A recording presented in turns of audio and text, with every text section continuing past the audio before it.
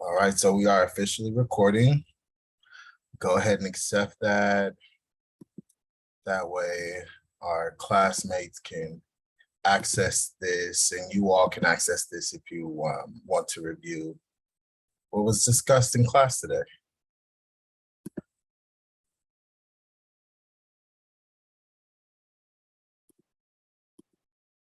So let's go ahead and get started. Let's go ahead.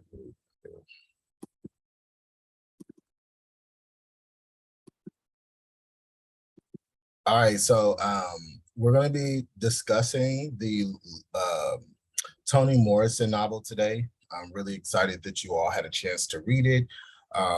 Really excited to hear your thoughts about it and how we're going to be connecting it to how we're reading sight, right? Today we'll be talking about finding the right lens, identifying permaculture design principles during site analysis. So the breakdown of today's class will be a quick icebreaker to talk about a couple of things related to how you all get inspiration for your sites and for your architectural projects. We'll go into a discussion about playing in the dark, and we'll go ahead and go into the lecture, Reading Site for Permaculture Design Principles. The focus of today's lecture will be site as an ecosystem. So we'll be talking about the role your proposed site or a proposed site has within the ecosystem it exists in. So the purpose of a site within an ecosystem. So with that being said, let's go ahead and start the class off with an icebreaker. Where do you draw your inspiration from for your architectural projects? I'll go ahead and pick on some folks to speak. Let's start with you, Jenna. Where is a place that you draw inspiration from for your architectural projects? It kind of depends on the site that I'm working on. So if it's something that's more specific for like a community or has like a specific purpose to fix an ecosystem or to give back to the community, it's usually pretty purpose-based. Like I'll base it off that. But if it's just like me having fun and designing for like a kind of an arbitrary thing, usually I'll go off like my personal art style. In my free time I do like commission work and like a lot of graphics and all that kind of stuff. So it's usually just in my own style that I do. Nice, nice. Thanks for sharing that, Jenna. What about you, Ryan?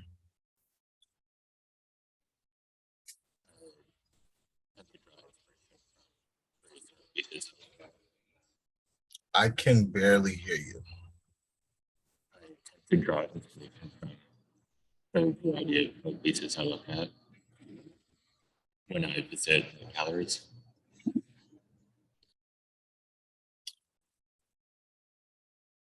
I did not get any of that.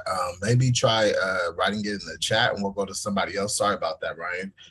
Chris?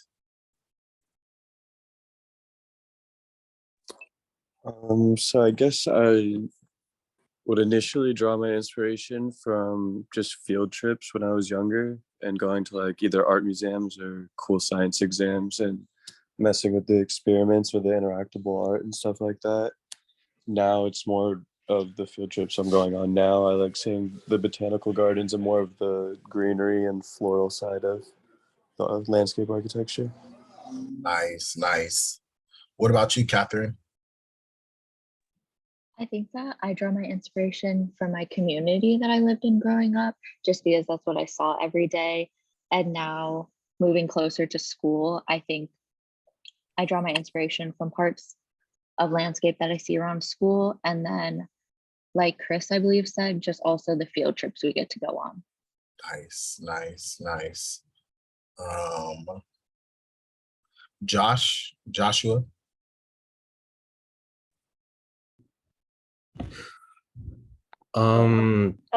Usually for me, I mean, I think it had to be more with just like usually just any empty fields or sometimes even vacant lots. Sometimes I kind of just play with my imagination to kind of just play around or experiment with the space itself too, like possibly like opportunities to maybe build like a basin or like some kind of rainwater garden. Just yeah, just to kind of fool around with it, see what I could come up with. Cool, cool. Thanks for sharing that, Josh. And for Ryan, I see that you wrote in the chat, I tend to draw inspiration from art galleries for forums and gardens that I have visited. Thank you so much for sharing that. Vivian? For me, I usually go through ASLA's website and I look at past student projects to look for inspiration. Cool, cool. That's really, really good insight right there. Past student projects. Dan, what about you? I'd say I draw inspiration from like personal experiences or on-site personal experiences and like physical engagement of like the sites of me actually being there and like seeing the surroundings and what's going on. Nice, nice. Jocelyn? Yeah, so when I sketch, I usually like to gain my ideas from just wherever I'm at in the moment. My favorite thing is public space. So if I'm out in like downtown, I'll go ahead and sketch there. I like getting people like in action and seeing the way that they're interacting with everyone around them. And recently I really liked botanical gardens. Those are very inspiring. Nice, nice. Ulysses? Yeah, when I was part of the BSLA program, I like to look at Pinterest, I guess, for inspiration. Also some of the field trips that were offered during the semester to site visits were another source of inspiration. Cool. Sky? I'm so sorry, I joined a little late, so I'm not sure what the question was. No problem, no problem. We're just discussing places that we draw inspiration from for our architectural projects. Okay, I love to go. I like to travel a lot. So when maybe like in California mostly. So I get a lot of my inspiration from places that I go to. Like for instance, I went to Death Valley last summer. Cool, cool. Thanks for sharing that, Sky. What about you, Edgar?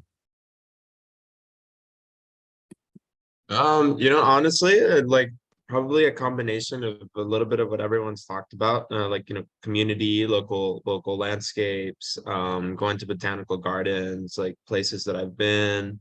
Oftentimes a lot of like what has influenced anything that I've worked on before in the past, which is the only thing I could really rely on, which has been residential landscapes, has been like working with California natives and just work on the mission of like conserving water. So with that, and then also being able to talk to the customer and seeing what it is that they like, while also trying to like influence like their decisions based on like water wise influences, and then yeah, pretty much a little combination of everything. Nice, nice. Well, thank you all so much for sharing that. I think all of the examples you all provided were great. And I hope y'all were taking notes on those, especially if you heard something that you haven't thought of. You can draw inspiration from anywhere for architecture. Most people think like you can only look at buildings, but you can look at nature. You can look at, interactions, human interactions, right? So anything that you draw inspiration from can inform your architectural projects. So again, thank you all so much for sharing that. One of the places that I guess I draw inspiration from is history, really looking at the different implications of design practices and how they impacted things like academics, economics, and health. So history, I feel like, is a great storyteller. Sometimes it doesn't tell the whole story, but what information is there through narrative, I think, is always interesting to use to inform, let's say, a design. So yeah, thank you all so much for sharing that. we're gonna get into a discussion about playing in the dark.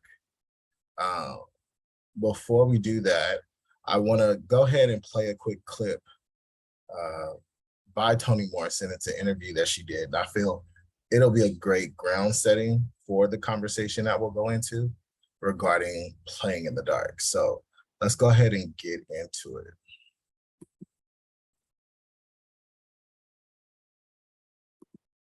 It's shocking. Let me know if you all can hear it. Thumbs up. And I insist on being shocked. I'm never going to become immune. I think that's a kind of failure, to see so much of it that you die inside. Okay, perfect. I want to be surprised and shocked every time. You have in your writing certainly marginalized whites. Why are they of no particular interest to you, or seemingly no particular interest? Well, I was interested in another kind of literature that was not just confrontational, Black versus white. I was really interested in Black leadership. And I wanted to do, I think, for me, the allegory or the parallel is this Black music, which is as splendid and complicated and wonderful as it is, because its audience was within its primary audience. The fact that it has become universal, worldwide, anyone, everyone can play it, and it has evolved, is because it wasn't tampered with and editorialized within the community. So I wanted the literature that I wrote to be that way. I could just go straight to where the soil was, where the fertility was in this landscape. And also, I wanted to feel free not to have the white gaze in this place that was so precious to me, which is the work. And you will maintain this safe place for yourself, for your art. You don't think you will ever change and write books that incorporate white lives into them substantially? I have done. In a substantial way. You can't understand how powerfully racist that question is, can you? Because you could never ask a white author, when are you going to write about Black people? Whether you did or not, or she did or not. Even the inquiry comes from a position of being in the center and being used to being in the center. Being used to being in the center. And saying, you know, is it ever possible that you will enter the mainstream? It's inconceivable that where I already am is the mainstream. Oh no, that wasn't the implication of my question. I think you are very, very much in the mainstream. It's a question of the subject of your narrative, whether you want to alter the parameters of it, whether you see any benefit in doing that, or will you clearly see disadvantages in doing it from your own point of view? Artistic disadvantages. There are no pluses for me. Being an African-American writer is sort of like being a Russian writer who writes about Russia, in Russian, for Russians. And the fact that it gets translated and read by other people is a benefit. It's a plus.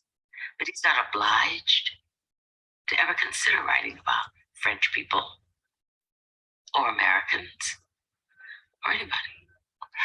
When we were talking earlier about you being or not being in the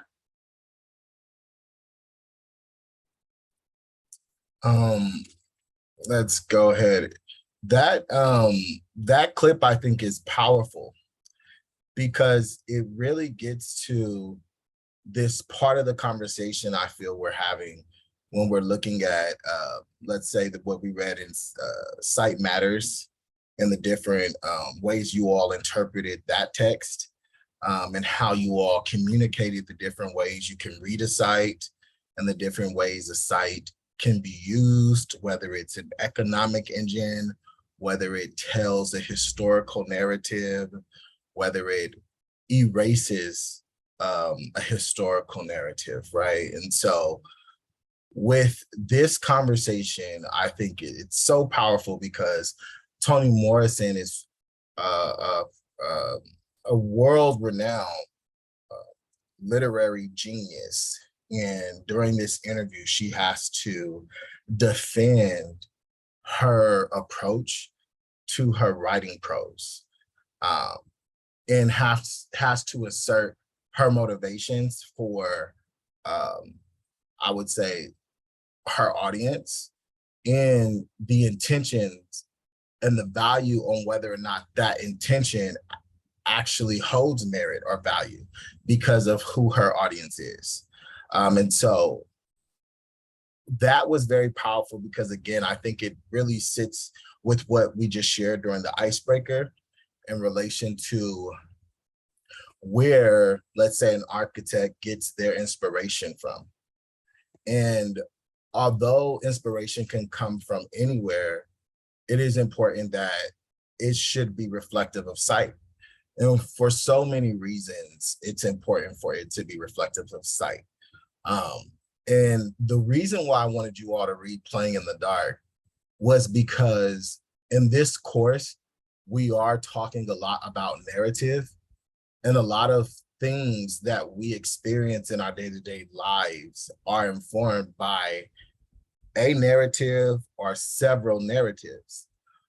With Playing in the Dark, it challenges some of the American narratives that exist as it relates to the pedestal I think whiteness is on. And I feel that Playing in the Dark really communicates how that pedestal is dependent on the subjugation of the Black character, the Black narrative, and how it is informed by whiteness. The white writer in this conversation, the right literary contributor to like American rhetoric. And so I wanted to start the video off before we got into the conversation, because I wanted to then go into a conversation with all of you related to these questions here. What role does Blackness play in American literature? And so I'm going to pick on some folks. I want you all to reflect not only on what you read in the book, but also on your lived experiences as well for these questions. So yeah, I'll go ahead and pick on a couple of folks, but based off of the reading and your lived experience, what role does Blackness play in American literature? Let's go to Chris.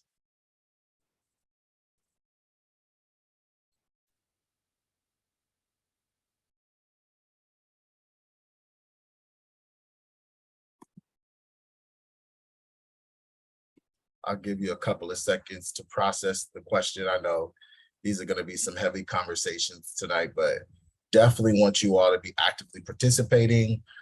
Definitely is important to, the course and for all of us to learn from each other. So you may be on mute, Chris. Feel free to come off mute when you're ready. And if oh, sorry. I was just gonna say that, well, basically, since they are a minority and like historically they are being pushed away and not recognized, so it's basically playing into like what they're gonna write. Like if they're not allowed to speak, then they're gonna keep speaking about that pretty much. So a lot of their literature is based around that and the rights that they want and stuff like that. Yeah, I mean, that's a big point. I think that what you bring up, Chris, I think is valid, right? Like, there was a class I took in undergrad, and it was like a question about is Africanism or Africana studies a response to white supremacy?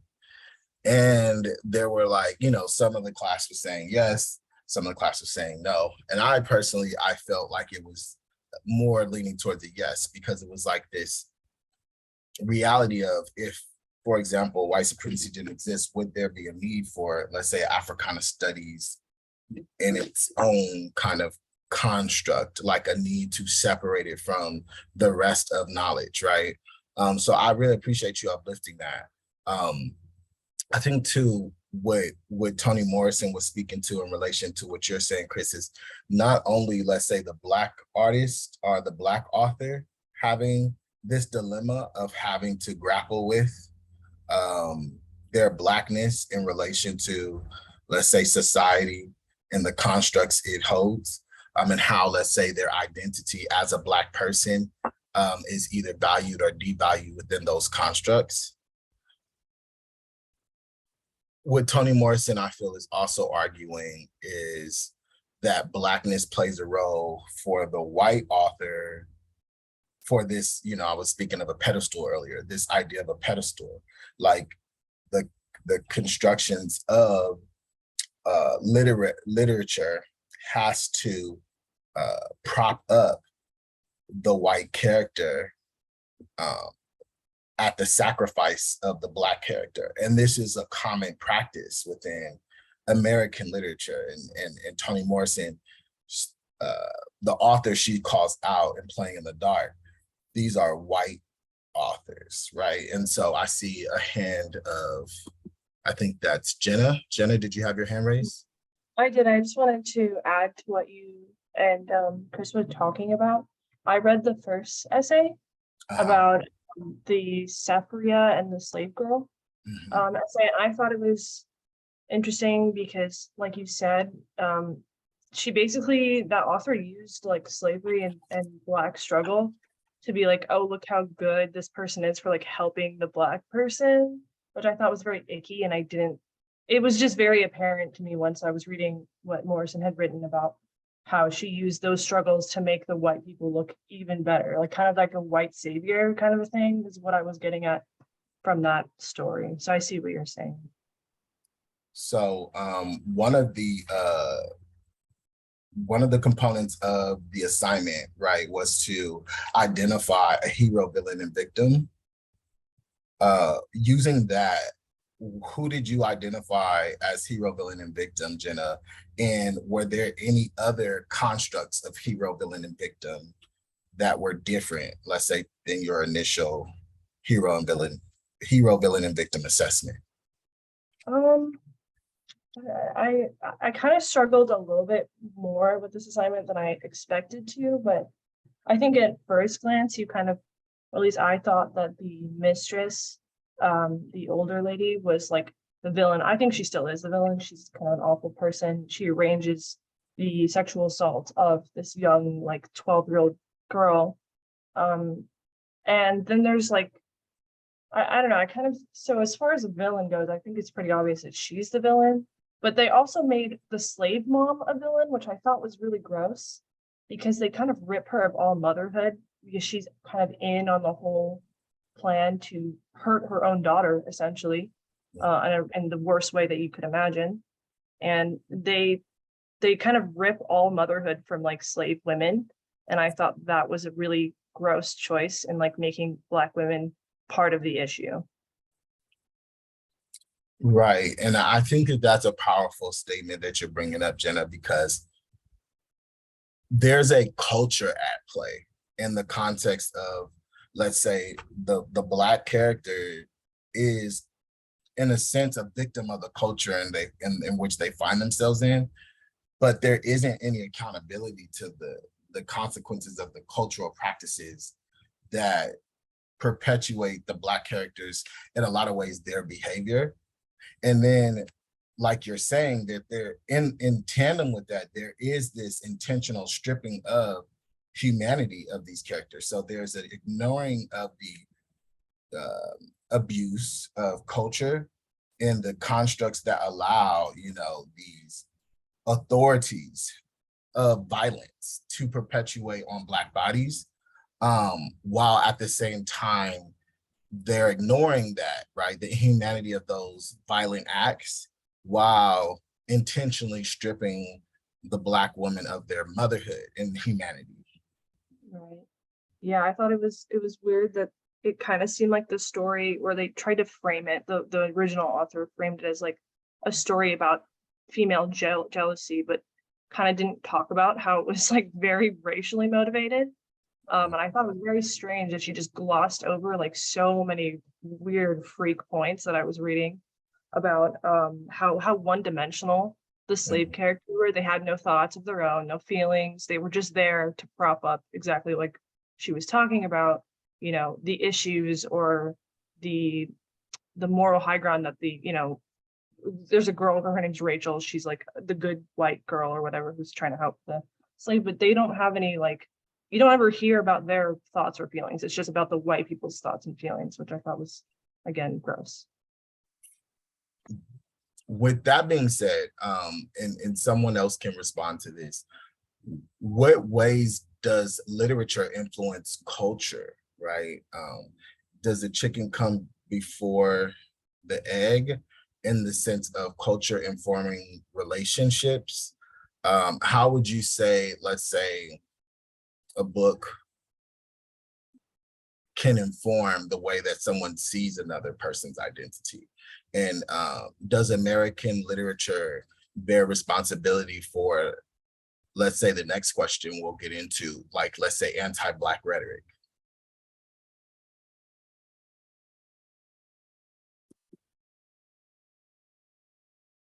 I'm gonna pick on Ulysses.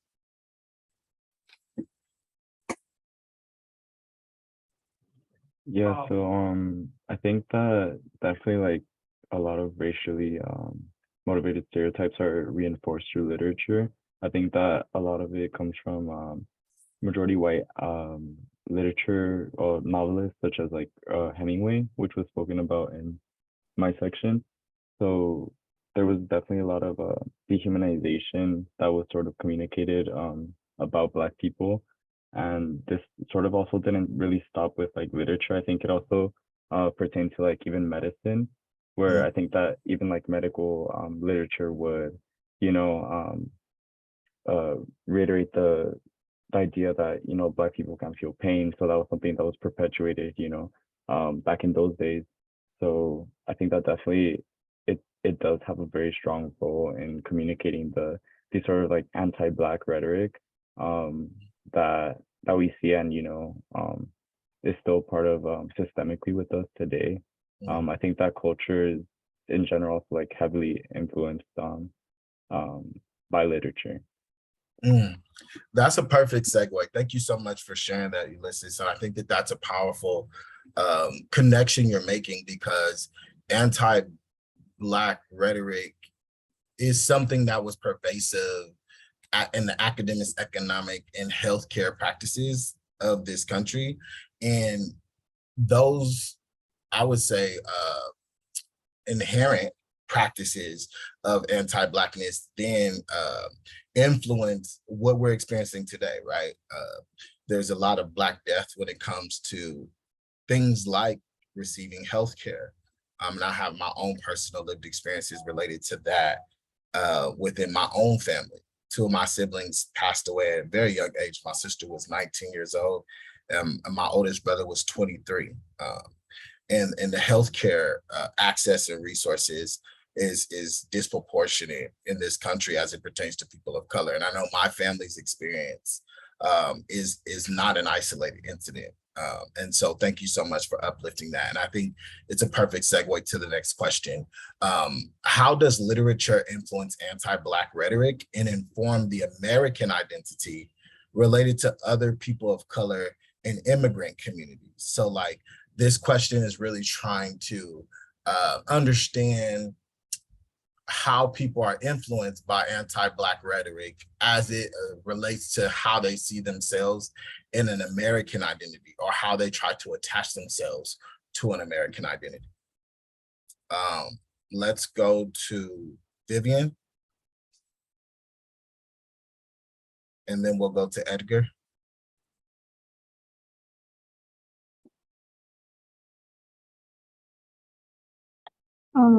So for my portion of the reading, I focused on how Ernest Hemingway provided his personal biases and beliefs in his literature, and it wasn't shown, it wasn't expressed directly, but more through the conversations in which the characters had between each other and their communication that showed connotations of disrespect and kind of seeing Black people as less than what white people were.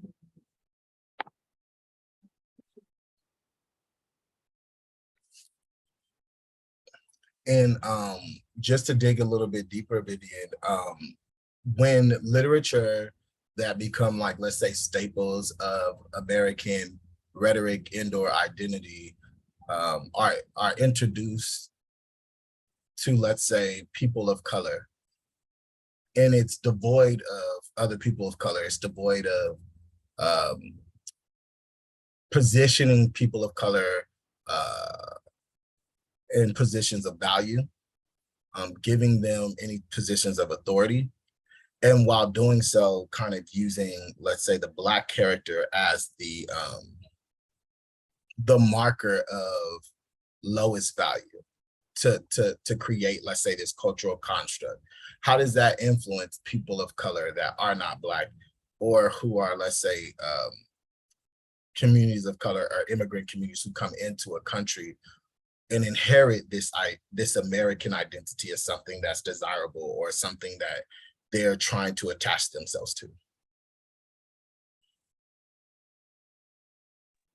I think we learn from our readings and their literature, and I think if it were someone to be reading the literature that Ernest Hemingway was writing, I think it sheds light on what is not okay and what is okay and what is accepted in our society.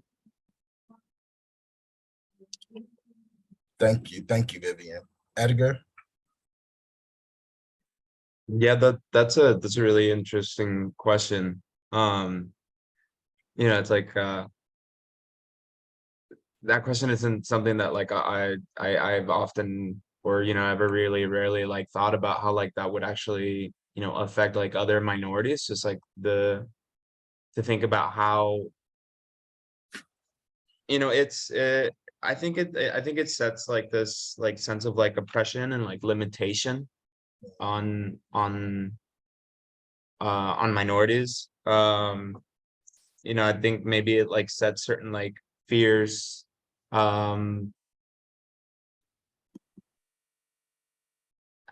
It's a great question that I think I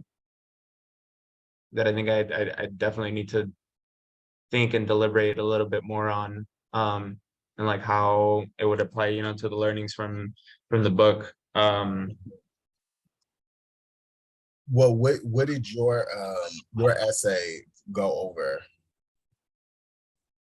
Gosh, I read the whole book. Nice. I honestly I thought I was supposed to write on the entire book, so I kind of went through the whole thing. Well, I mean, I guess to go, I guess, on like chapter 2, like romancing the shadow. I thought that essay was, gosh, really like powerful, really interesting, the way that she goes about how how kind of they talk about the American dream and how it affects like the new young Americans, and how they decided to write on the past, how they reflect on other literature. I guess it created this way of how they talk about how they wrote about it in like a romance and literary exploration. It gives people something to think about and sort of meditate on, like how they want to deal with the problems of like human freedom, for example. What is their idea like of being free, coming to this country and finding this new American dream of having the example of slavery in America, and having the example of Black oppression as the the staple of like what it is to be oppressed, what it is to be held back, objectified, and suppressed. through American literature. So it's a great question. It's really interesting to really think about it that way. I Yeah. don't know. It's like a hierarchy of race, And it's not, the question isn't to promote in hierarchy of race, but similar to like design, right? When you have design, before you do an architectural project, you have to identify a design precedent, correct? Thumbs up for those folks? Yes. Right? So you have to see what is the reference point for your design, right? Like, what are you referencing to inform your design? Where are you getting inspiration from? And so a lot of our cultural constructs are being informed, are influenced by something that predated it, right? And so in this country, slavery is like the foundation to how it cultivated its worth, right? Free labor. It was a big part of the way it established itself as a world power. And within that, it created cultural practices that really gave authority, right? Policies, design practices that asserted this claim that Blacks were less than, that Blacks were supposed to be unfree. And what that does is it allows them to project that same practice onto other people of color. And it also allows people of color to otherize themselves from the character in America that is being used for that. And I think one of the things that I've kind of developed is this understanding of identity, right? And so when we think of identity, identity is how we show up in the world. And when we show up in public spaces, our identity is incentivized for access or a denial of access, right? And that could be for a multitude of reasons, but to focus on what I believe identity makes up. For me, identity is made up of our condition, which to me means our gender, our sexuality, our race, our mental health, right? It also is, it's made up of our behavior. So the things we like, the food we like, the way we wear our hair, the clothes we wear, the music we listen to, and it's also related to our association. And I think association is related to people, places, and/or things, right? So like how we are associated to people, places, and things can influence our identity and the incentives we receive because of it. And I believe cultural constructs are the things that define what values different parts of our identity have. And certain parts of our identities are modifiable. We could change our behavior, we could change our association, but our condition, like mental health, race, sexuality, sex, gender, things like that, those things are harder to hide. And so when a society creates constructs that influence the incentives one gets because of their conditional identity, that influences their access, that influences their ability to maintain housing, to find love, to go to school, right? And in America, the cultural constructs are different than they would be in, let's say, in the United States, it'll be different than what it is in Canada or in South America or in the Middle East or in Asia, right? Cultural constructs differ depending on where you're at. In America, though, and I think that Toni Morrison does a great job with illustrating this and playing in the dark, it's calling out the cultural construct of anti-Blackness that is the foundation of the American identity. And so, Hermilio, I see you came off mute. I want to give you some space to respond. No, I'm good. I was reading the questions. Okay, cool. Thank you. Any thoughts on that? I'm gonna go to Dan.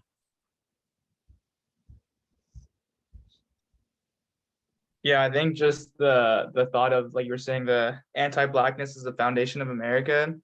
I think there's a quote in Romancing in the Shadow where it was black slavery enriched the country's creative possibility. I think it kind of goes with that idea that someone has to suffer for someone else to kind of succeed.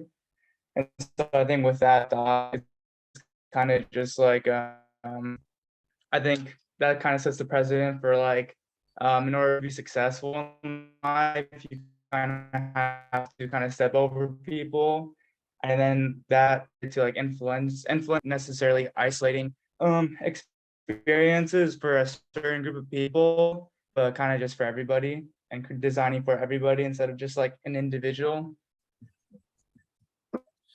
I appreciate you stating that, Dan. That was explained perfectly. I feel we don't look at the design precedent of anti-blackness in America as the way that we've kind of created a culture of doing it across the board.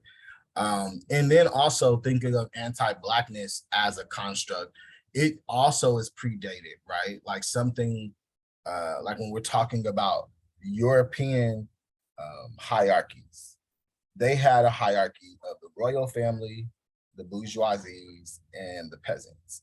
And that's a very oversimplified hierarchy of Europe before America came on the scene. But there was this hierarchy that determined access, that determined works, that determined where you can, how high you can go in society.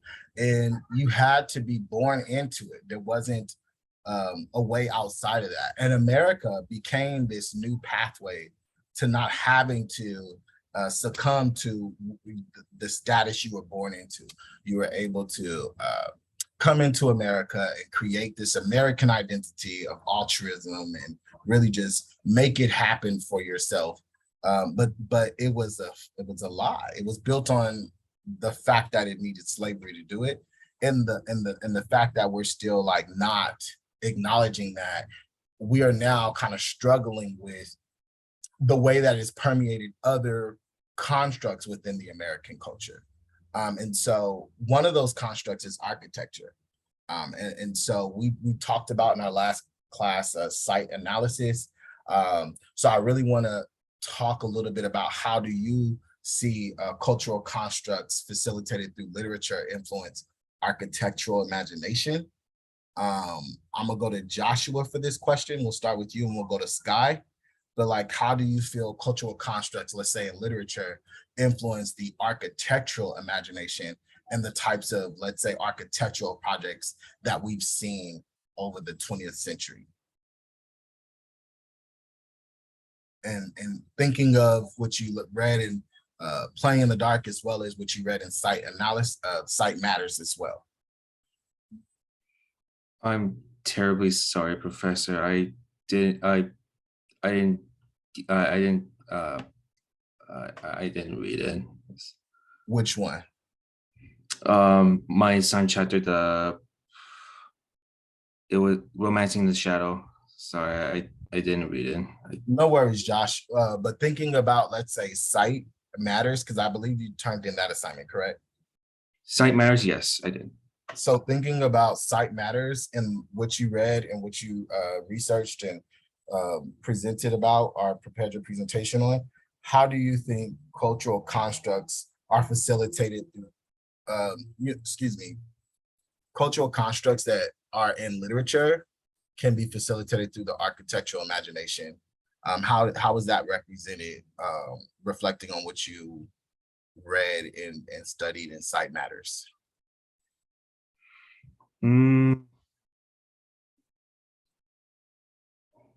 Honestly, just for my interpretation, I mean, it kind of just depends more on like how,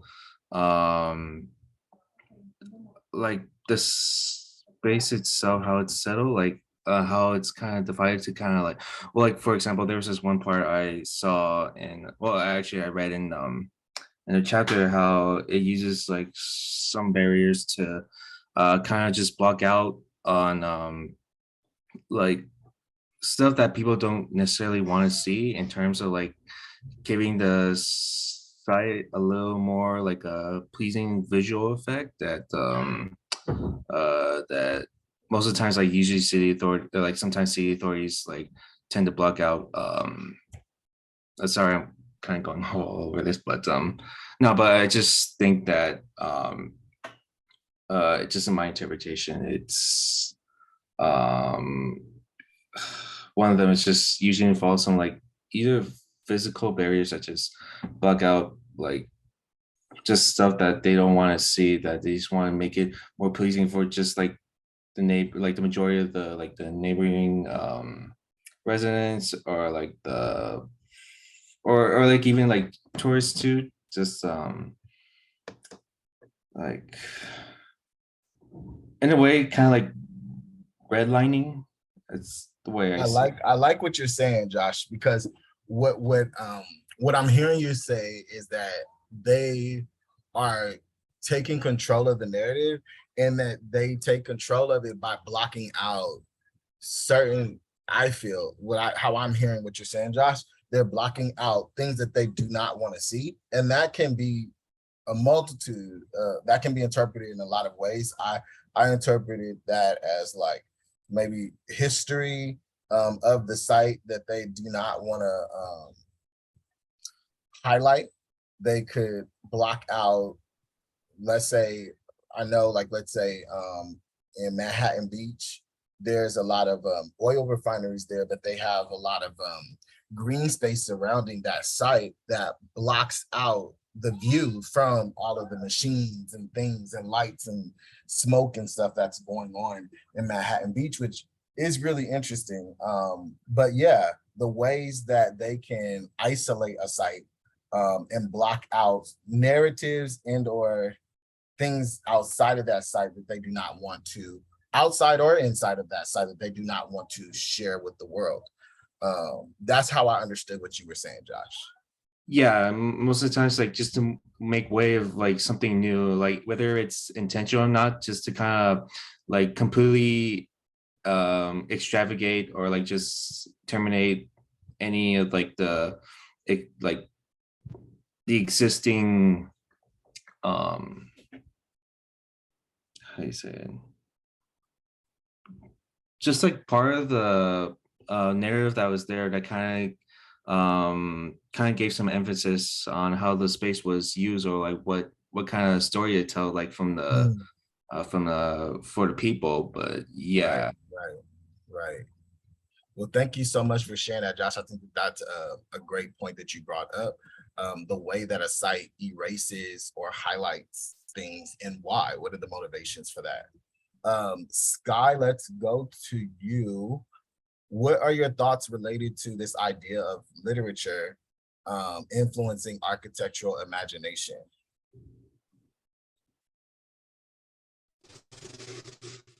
Yes, sorry, Professor. I actually emailed you regarding the assignments I haven't read or done this time.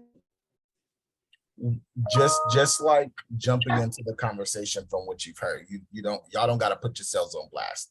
But if y'all have been taking in some of the conversation that has been happening, how do you think literature influences the architectural imagination?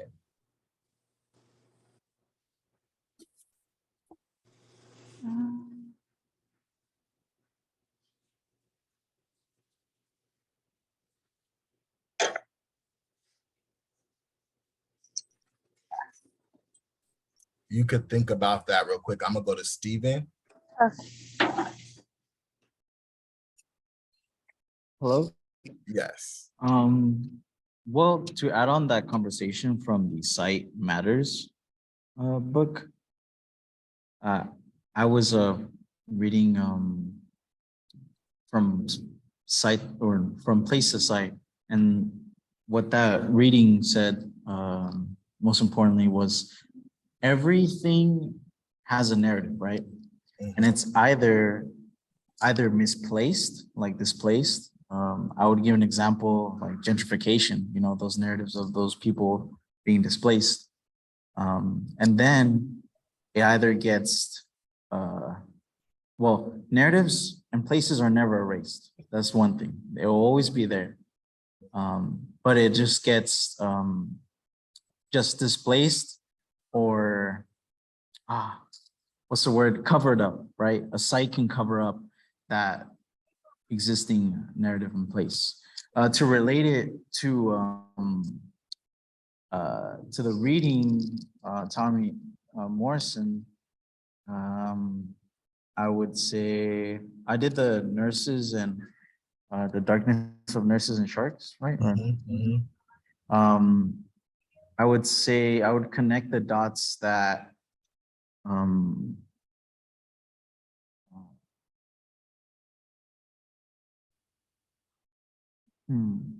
like it just deals with race, right? Just a certain, well, that was made up. Race was like a focus.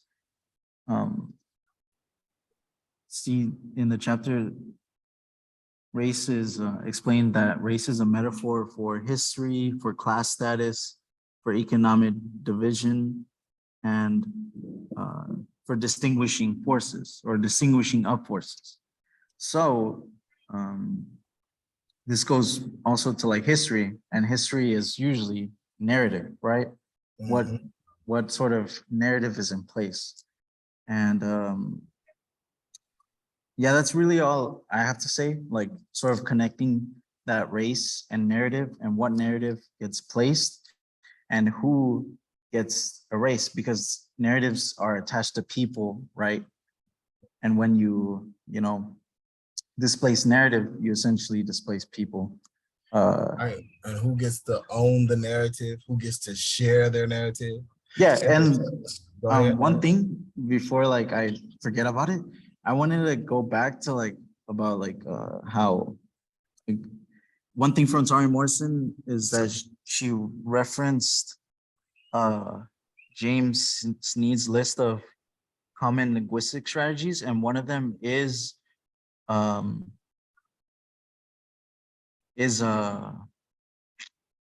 basically it's just methods of how this race is created, because like race is something created, right? Right. It's a construct. It's a construct created. It's a cultural construct on values, right?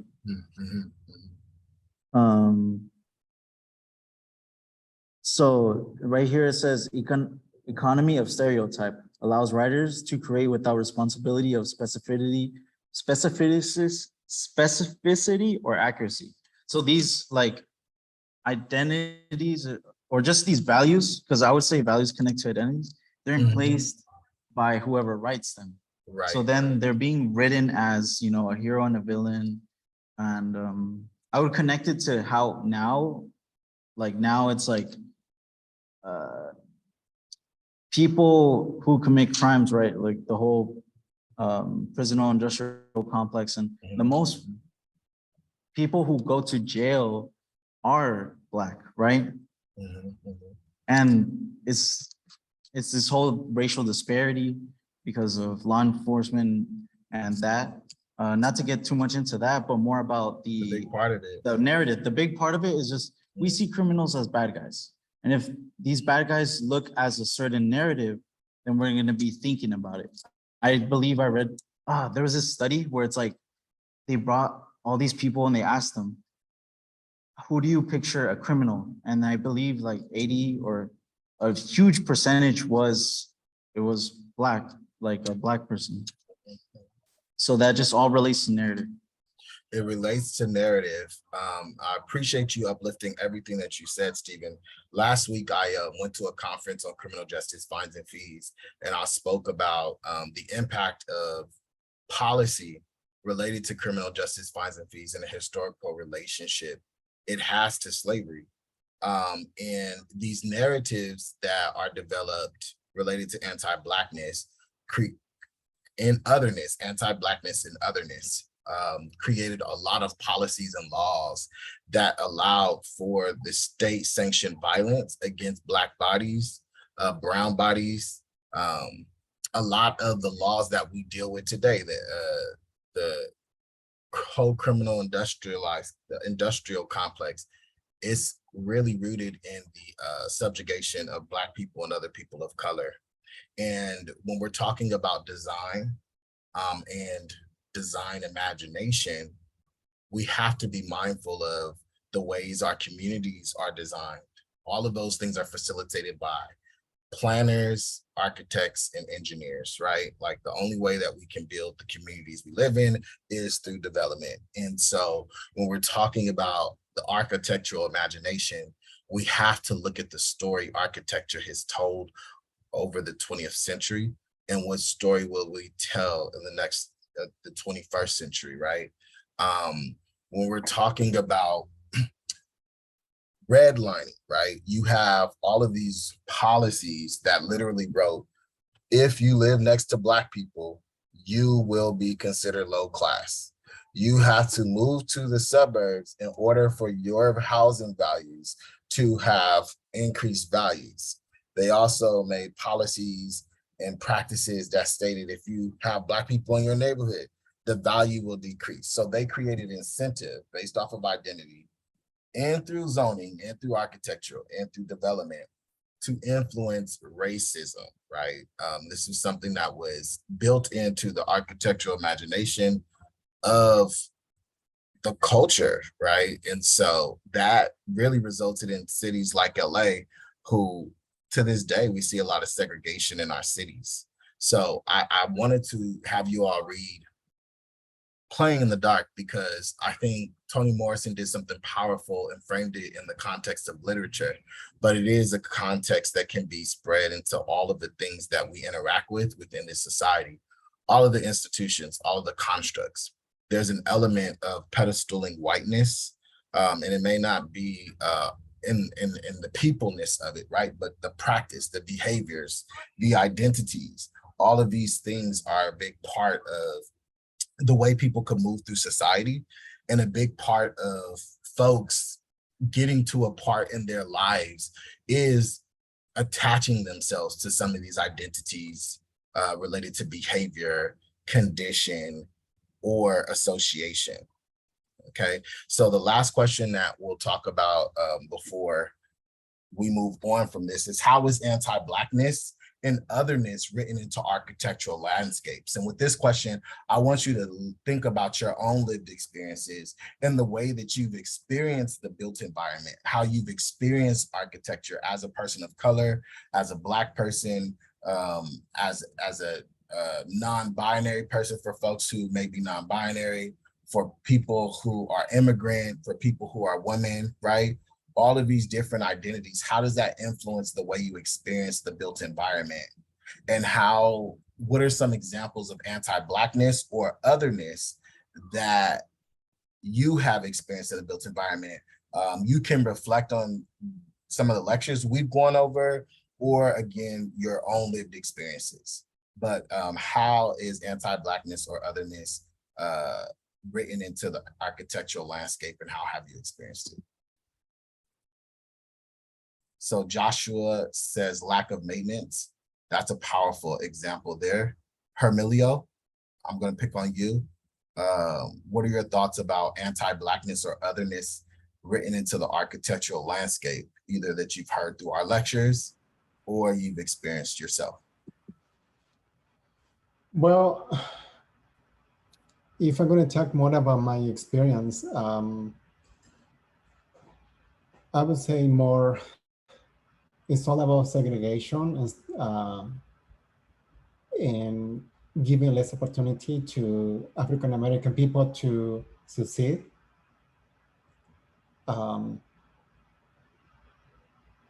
Yeah, lacking opportunities. That's what I heard, and I really What is don't an know example of what is an example of how that is experienced in architecture? I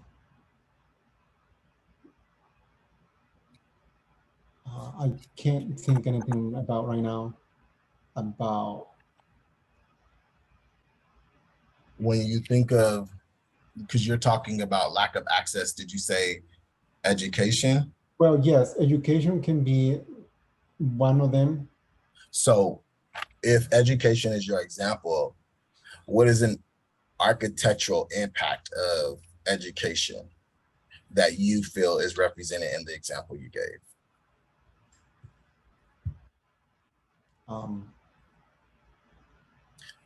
Are there enough schools?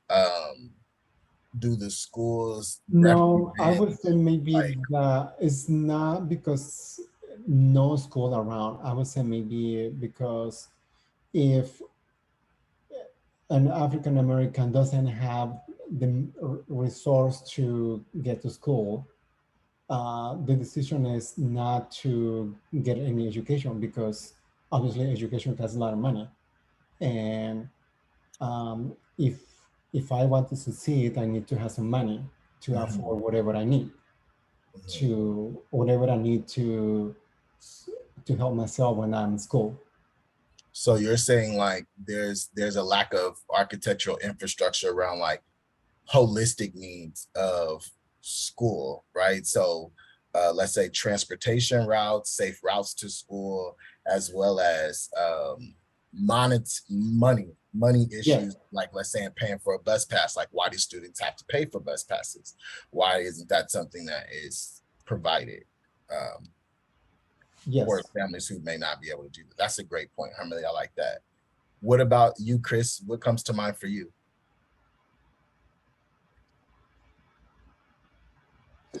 So what I thought about was just mainly downtown LA and how they said lack of maintenance and how that has to do with the overcrowding and basically coming from immigration and how the white population is slowly declining and it's becoming a little more diverse, and the white population won't be it won't be the majority soon enough, and just everybody who comes in and everybody's staying as well just accumulates to the overcrowding. And like who was it that said that, like Joshua said, lack of maintenance and the lack of public space because there's too many people now. Right. And so the lack of maintenance and a lack of public space to accommodate diversity and the population growth. Yeah. Awesome. Thank you so much for sharing, Chris. I see Steve is putting some things in the chat. Lack of public space that designed towards communities, freeways, and locations of industrial urban spaces hurts the quality of life and health to Black and others. That's a very good point. In our lecture last week, we talked about the pollution, right? The impact of pollution. You all had a chance to put in your zip codes and see if your neighborhood was impacted disproportionately by pollution. But one of the slides that we saw showed the amount of pollution that's emitted by people based off of demographics, and then the amount of pollution that's like breathed, the amount of people who breathe in pollution based off of demographics. And there was a disproportionate representation of Black and brown people in relation to that. Although a lot of the depiction show white people were emitting pollution based off of statistics of jobs, positions, roles, responsibilities, and authorities. It reflects that, right? And so I appreciate you uplifting that, because there's a disproportionate cause of pollution versus who actually is impacted by it. What about, what comes to mind for you, Jenna? Personally, my family, so I'm half Black, and I always know that like there are certain neighborhoods that are just not taken care of because of the way that their district, and like part of my family lives in Louisiana and half of them live here. And I know that just like more towards the southern areas of the country, there's like a really big problem with redlining, like someone had said earlier. And I have another family member that lives in Georgia, which is really scary for them. And it's the same issue with like this redlining that keeps going on, and the policies kind of trickle down to architecture. So when you have like these anti-Black policies, it goes down to like okay, at the end, you come to, we're not maintaining your neighborhoods. We're gonna over police your neighborhoods. We're gonna not maintain any of the architecture in there. It's gonna be, since you have like buildings that are not being taken care of, you're gonna have more people committing crimes in there, and then you're gonna have all this, the usual problems. So that's how I've seen it in my personal experience. Thank you so much for sharing that, Jenna. That's a really great example, and I appreciate you calling out the way that policy, which is the authority, right, that influences the actions folks can take, trickles down into architecture, right? And so we have to be mindful of that connection, especially as folks who are building the future. I'm gonna always say that to y'all. You all are the first folks who see the future because you get to build it. With that being said, I want you all to think of this question less about anti-Blackness, because I believe we did discuss that, and I believe that Toni Morrison communicates that well in the 3 essays that you all were assigned. And I'm really excited to see y'all responses to each other's assignments on the Padlet. I want you now to think about the relationship to anti-Blackness in otherness. So otherness in relation to gender identity. For example, women are non-conforming, right?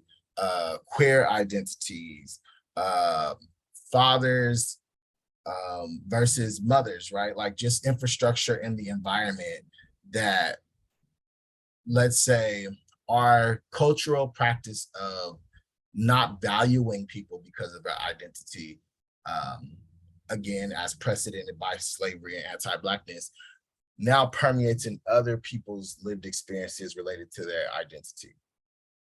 So what ways does our society devalue, let's say, women in the way that they experience the built environment, or let's say fathers in the way that they experience the built environment, or let's say queer people in relation to the way that they experience the built environment? Vivian?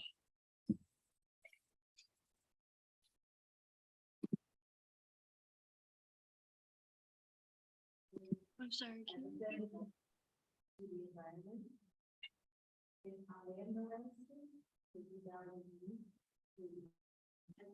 Hello? Hey, Vivian. Yes. Okay. I think that how we navigate our landscapes through our personal perspectives is definitely shown through redlining, like how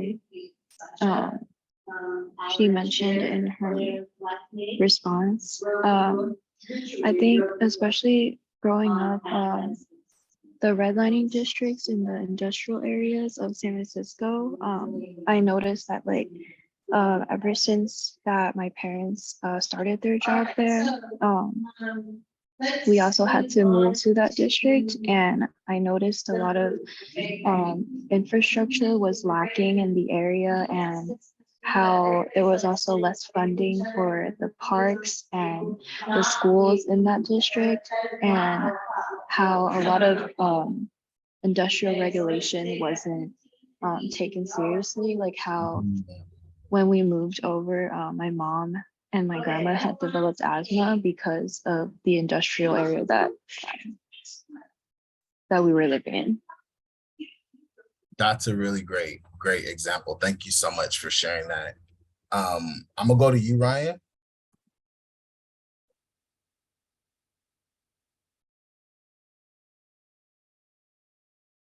And you could write it in the chat. I think your volume was messed up earlier. Give me a thumbs up if it's still not going, and we'll go to Dan, and then we'll go back to Edgar for this question. So Dan? It's we're still on the last question, right? Yes. So how is otherness written into architectural landscapes? So based off of, let's say, someone's immigrant status, their queer identity, their gender identity, whether they're women or male, or men or women, any identity that is impacted by the architectural landscape. How have you seen that play out? I mean, I think just feeling comfortable. I think just in a landscape or a setting is kind of just big in itself, and I think that's the design, because there's lack of knowledge in design for those types of groups, and I think yeah, the comfortability is a huge thing when you go into a landscape and you feel uncomfortable. So that's like a big one, and yeah. What everyone else is saying too, as far as like maintenance and safety and all that goes into that too. Right, like which neighborhoods actually get to experience that. Yeah, exactly. Right. All right, bring us on home, Edgar. Like you don't like belong in necessarily. Right, that feeling of belonging. Yeah. Yeah, you know, maybe I think a lot of it has to do with like infrastructure in the environment and like community oriented buildings. I think buildings maybe built for like policing, maybe, as opposed to like creating like, since you know I guess it depends like why and where the building is being put, you know. In some cases it could be like creating a sort of like, you know, a sustainable, you know, it's going to be kind of harsh, but like a sustainable concentration camp essentially for, you know, certain groups. I don't know, maybe like the relationship between capitalism and architecture, certain properties. Yeah, I don't know, it's zoning practices. Yeah, I guess it's like, I think a lot of the times I think about location mainly. I think about location a lot of the time. You know, where is a building being put and why is it being put there? You know, and then also taking away certain locations. What's the word for when people come in and, you know, they start establishing, you know, like new buildings, kind of like what's happening in the arts district. What's the word for that? Repurposing? Not necessarily repurposing, but it's almost like pushing the culture out. You know, it's like pushing the people who live there out, sort of. What's that? Yes, gentrification. That's the word. Land grab. What was that, Stu? Be considered a land grab? Yep. Yeah, like a land grab. So, you know, Yeah, because you're focusing on the location. So yeah. Yeah, right. Yeah, it's like the people like responsible for like surveying and policing, you know, many of like these neighborhoods and communities. It's like subdividing. Yeah. You know, you bring up some good points, and I'm glad that we're closing it out with this, Edgar, because you talked about ownership, you talked about zoning practices. I think Vivian was also talking about policy and how it trickles down into architecture. And so that's a really big point, right? Another thing that I think relates to what Toni Morrison does so well is that in her writing, I wouldn't say in particular this one, but she creates this beautiful sight in her writing. She creates beautiful narratives, but she creates sight, and really makes sight something that has to be responsive to the characters, not necessarily the person who is looking or gazing at the experience. Even when you're reading her book, sometimes you're an observer that is experiencing the characters in their natural state. And oftentimes you have to make these assumptions because, again, Toni Morrison creates the site, and who gets to be valued in the book, which characters have value, and why. That's oftentimes skewed. You don't really get to determine it because of their gender or because of their ethnicity.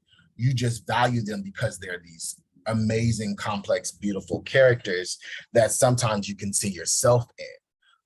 And I think that when we're talking about architecture and site, we have to be mindful of the things that influence site. And as we grab our inspiration from a lot of things, we also have to be mindful of the policies and the legislations that influence the way we get to interact with site and how they're informing and influencing the stories we get to tell in site. And we have to be innovative. We have to be innovative to mitigate some of the traditional inequitable practice, extractive economic practices, anti-Black or anti-otherness practices that are very prevalent in our cultural constructs, as well as in the way that we experience the built environment. Ryan states in the chat, thank you so much for sharing this. Anti-otherness is written in through the desire to see undesirable things to be kept out of the backyard of the influential, which leaves it with those who are not fortunate.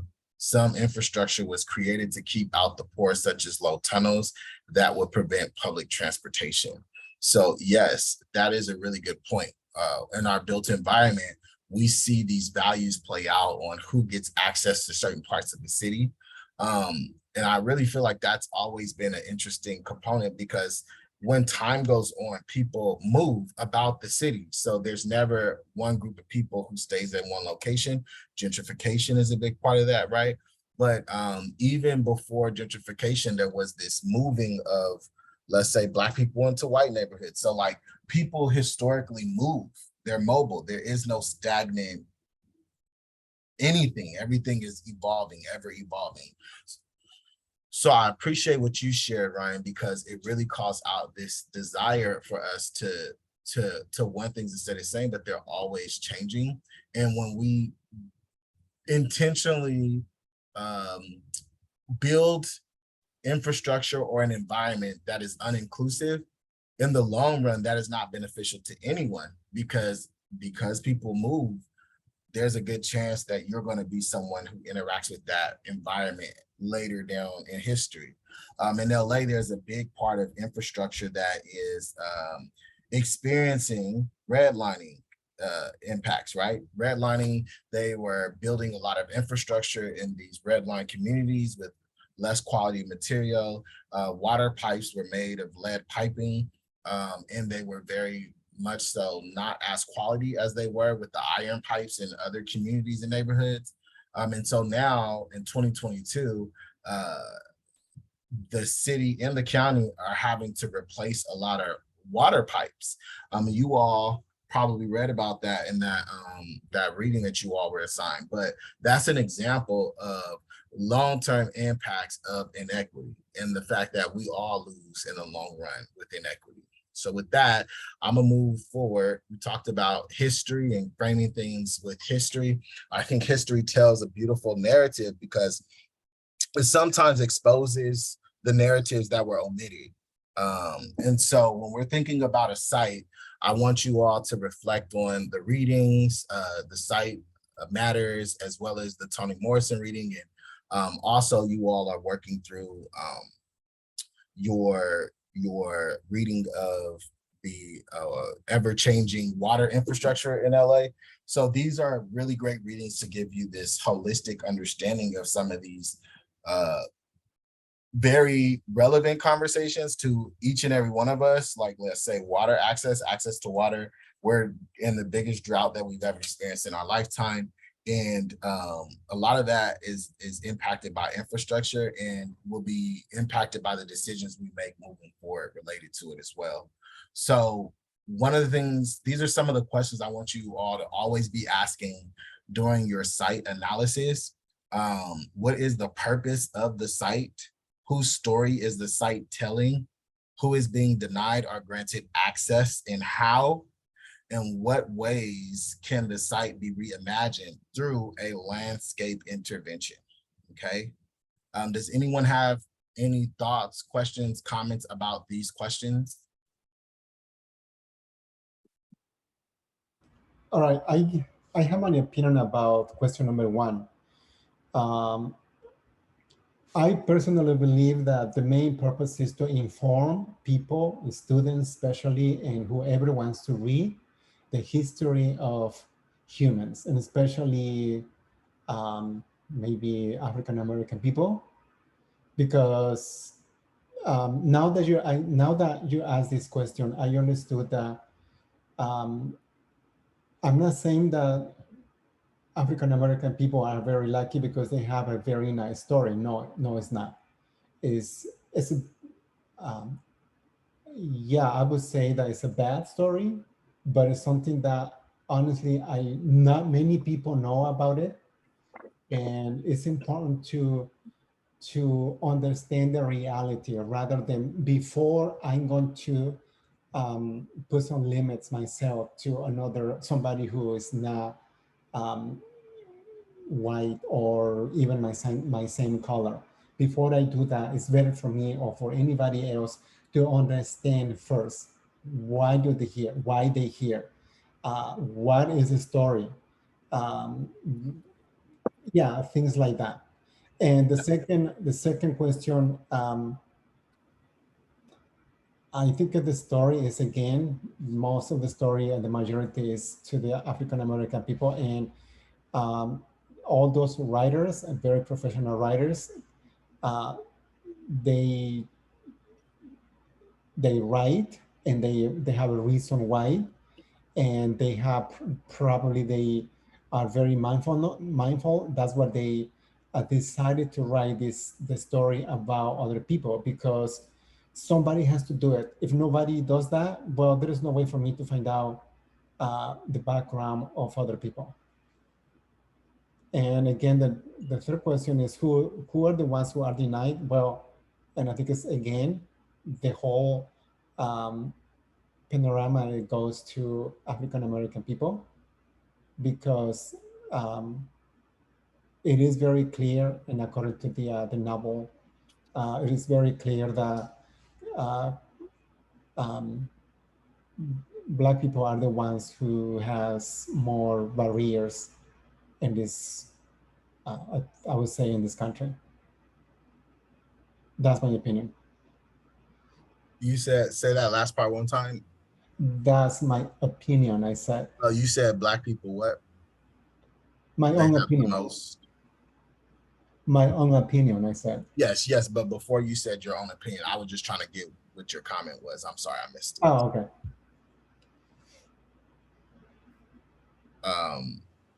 Yeah, you could DM it to me because I missed. I just didn't hear what you said, that last part. You said Black people what? They experience the most what?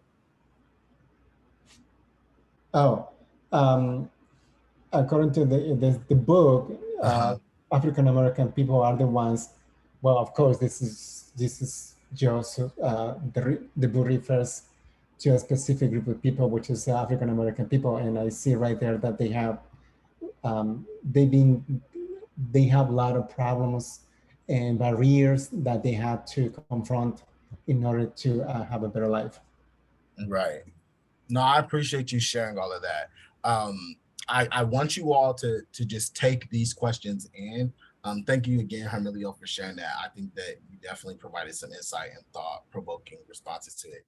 But I just want you all to just process these questions in a sense. You can write them down. This link is available to you as well and online. But I want you all to just take these questions in when you are thinking through, like, let's say, a site analysis. We will be going on a field trip. I believe it's scheduled right now for October 8th. I'll be sending out information this week for you all to complete. But when we do site analysis, you just want to ask these questions, right? The purpose of the site, whose story is the site telling, if any story at all, who is being denied or granted access and how, and in what ways can a site be reimagined through a landscape intervention? And that landscape intervention is one that you would propose, right? So just think of these questions as we are rolling through this course and today's lecture. Yeah. So something that I think is important for me, I think this is, like, I guess, my opinion or my thoughts, is the people, environment, and landscape are always present. And so when we're investigating what's happening or who is it happening to, it's going to usually be the people, the landscape, or the environment that we're trying to understand. So the landscape, right? the people, everybody has access to local grown plants. Countries develop environmental protections, and renature the land conserves the open lands, right? So access to land, the stewarding of land, and the protection of the environment. So the people, the environment, and landscape are always present. Nothing we get, nothing we experience, not our computers, not our chairs, not our tables, not our desks, not our pen, everything comes from the environment. It has to be manufactured into what we use, but it comes from the environment. And in order for it to be manufactured, it has to be manufactured by people. People energy, people power has to be used in order to manufacture that natural resource into a manufactured good, right? And the impact, the transport, purchase, and usage of those manufactured goods, that impacts the environment. So there's a lot of regulations around pollution and so on and so forth that countries develop environmental protection legislation around, okay? So again, the people, environment, and landscape are always present. Even like that, there's a saying, if a tree falls in a forest and no one's around to hear it, does it make a sound? It does, because it's a part of this global ecosystem that we're in. So if it's falling down, it's probably being impacted by climate change, which is caused, again, by that cycle. So with that being said, we really want to reimagine our value systems related to the way that we build our environment and we use the natural environment for our needs. So we talked a lot about our permaculture design practices. You've all received different tools in your weekly assignments that talked about permaculture design, and you all have responded and used the different values and principles represented in permaculture design with your walkthroughs and identifying different ways it was represented.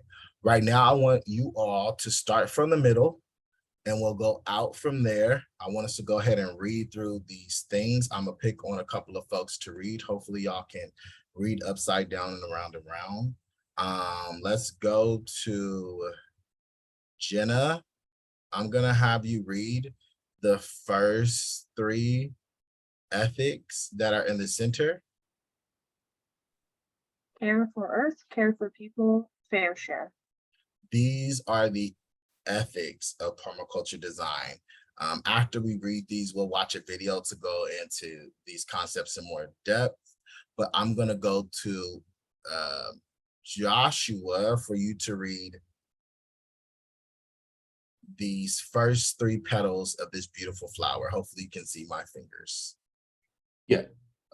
Build environment, land and nature stewardship, and land tenure and community governance.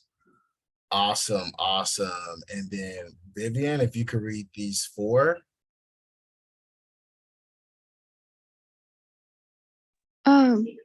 I can see it, but it shows up blurry on my screen. I Does think it it? says finance and economics, Uh-huh. and then health and spiritual well-being, Yes. culture, education, tools and technology. Yes. Awesome. Awesome. Ryan, can you read 1 through 3 of the principles? They're listed by number. Observe and interact, etch and store energy, obtain a yield. Awesome. Thank you, Ryan. Let's go to Ulysses. Can you read the next 3? Apply self-regulation, accept feedback, use and value renewable resources, and produce 0 waste. Awesome. Awesome. Chris, can you read the next 3? Design from patterns to details, integrate rather than segregate, and use small and slow solutions. Awesome, awesome. And Sky, if you're still on the call. Nope. Let's go to Edgar. Can you bring us home with the last of them? So use and value diversity, use edges and value the marginal, creatively use and respond to change. Awesome. These right here, y'all, are your tools for success in my eyes, right? If you can account for these principles within your architectural projects, your professor, Ronnell Hampton, will be super, super happy, right? So definitely want you all to familiar yourselves around these values, to understand these ethics and incorporate these in your class assignments, in regards to being able to identify them. When we visit our field trip sites, I want you to look at the ways permaculture design is existing or non-existent within that site. And then again, within the proposals that you all develop, I want you to account for some of these permaculture design principles in your projects. With that being said, I'm gonna go ahead and play this video so that we can all learn about permaculture design principles. Definitely take it all in. Again, this is these are the best practices I feel for you all to consider for your landscape architectural projects. So let's go ahead and listen in.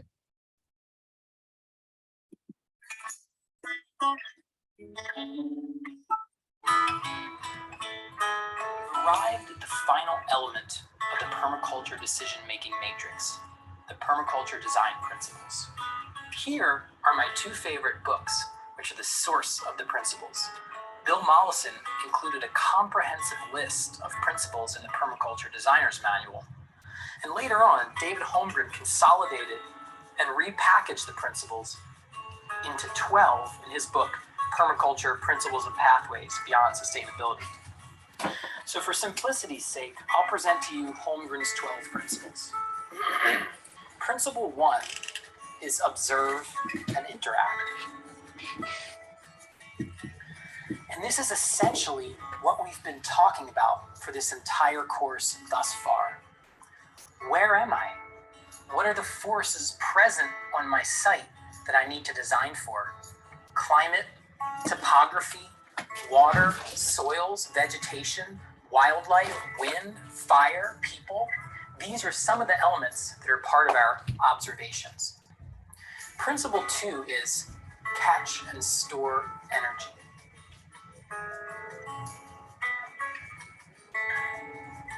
Energy is not just electricity, but stored water represents potential energy in the form of irrigation water for future crops. The biomass of a forest represents a living storage of building materials, fuel, nutrients, and water.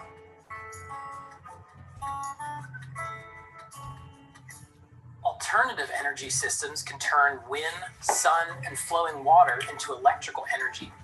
So this principle gives us the directive to capture and grow surpluses in our system. Principle 3 is obtain a yield.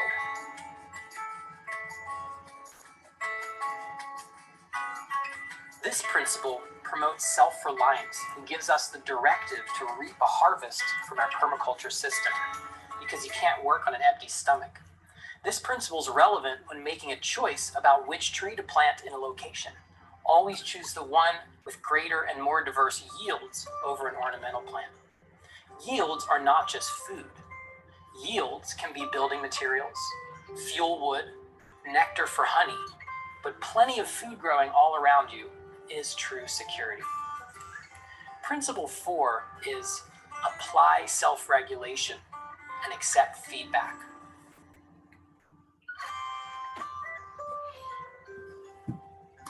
This principle directs us to live simply and consciously, limit our own consumption, because no one else is going to do that for us. We need to keep our own consumption and emissions in check, because that is our responsibility when we care for Earth and care for people. Accepting feedback means that learning from our successes and mistakes is an imperative and should lead to better choices as we learn what works and what doesn't. Principle 5 is use and value renewable resources. Renewable resources are those which replenish with modest use. This could be sustainable forestry or fishing practices.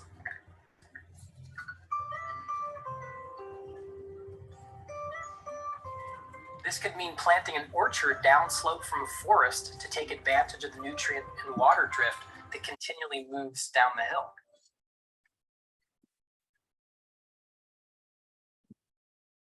This is the wind.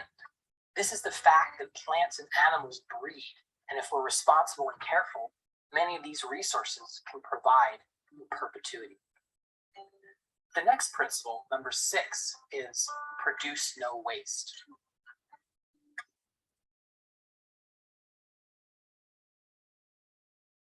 This is where we make the waste of one part of our system the food for another. This means we compost, clean and recycle gray water, repair and repurpose broken tools and equipment, reduce, reuse, repair, recycle. This also means we don't waste people by having them do hazardous and meaningless work. Principle 7 is design from patterns to details.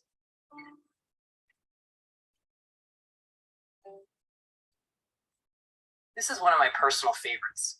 It means that first we study the climate, topography, watershed, ecology, and we get a big picture vision of how we can interact with the land and community in a regenerative way. And then our design decisions are based on that. So this road I just drew in is placed in a way where it harvests the water for this pond. The detail of road placement was based on the overall pattern of water flow in the landscape. Principle 8 is integrate rather than segregate.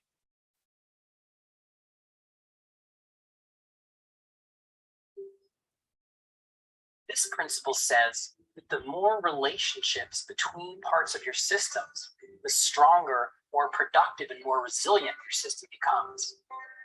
This has to do with community as well. I drew a cluster of dwellings where a cooperative community can get much more done than an individual. Many hands make light work. Principle 9 is use small and slow solutions.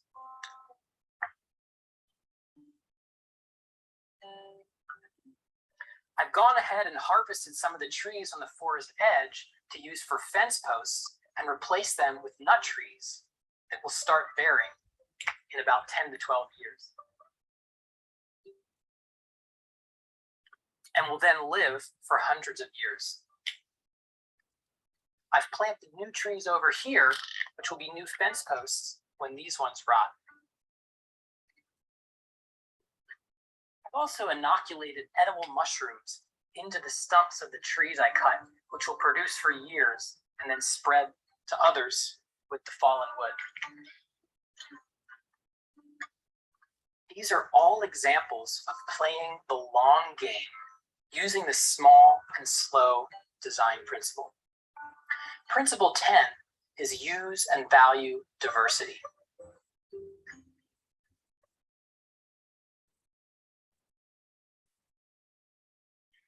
You can see we've got housing, gardens, wind power, water storage, composting, gray water, forestry, orchards, and now I've added in rotational grazing of animals.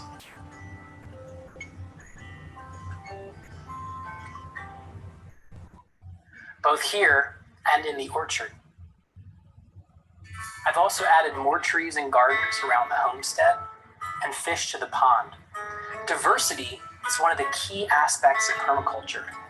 We want to conserve diverse native habitats and make our human habitats rich with an abundance of many productive elements. Diversity is also resilience. If one part of our system fails, there are others that will thrive. Principle 11 is use edges and value the marginal.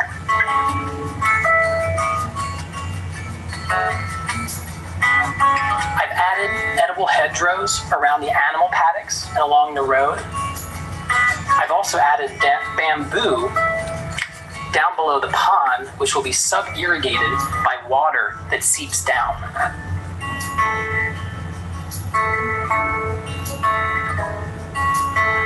The edges and margins are great locations to add more productive species or habitat zones, and I can use them to create further layers of productivity. Principle 12 is creatively use and respond to change. I noticed that with the orchards and hedgerows growing in, the forest soils growing spongier from the mushroom inoculation, and the soils building from the animal rotation, water has begun to move much more slowly down the hillside. So much so that this area at the bottom of the hill is becoming somewhat of a marsh. Well, that wasn't what I planned, but I'm going to creatively use that change, and I'm going to carve out some low areas that'll stay really wet, which I can use to grow edible wetland plants, and then simultaneously build up these peninsulas full of edge to grow productive trees, which will get their roots down in this water table.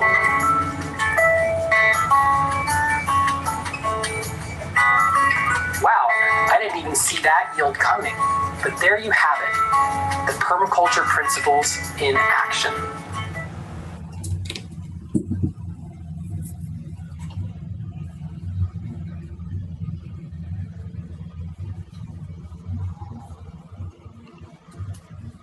All right, so what we're gonna do now is we're gonna take a second to respond to the Canvas discussion questions for the reading site using permaculture design principles. On Canvas, you will find the questions in the class session for this week. So week 4,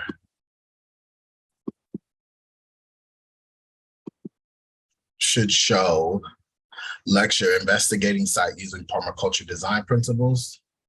You should be able to respond to this question, these questions. The questions will also be in the chat for you. We'll listen to some music for about 10 minutes while we do that. Before we turn on the music, are there any questions regarding the video? Any questions? Any questions regarding the video?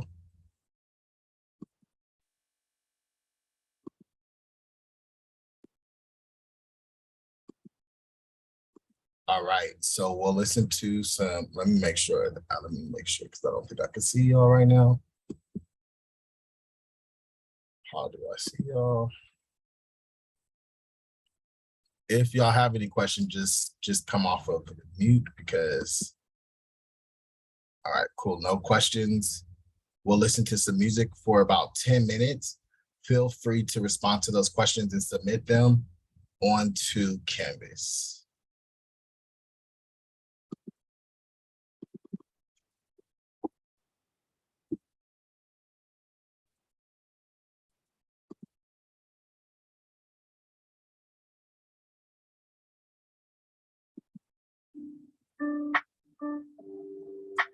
Thumbs up if you can hear the music.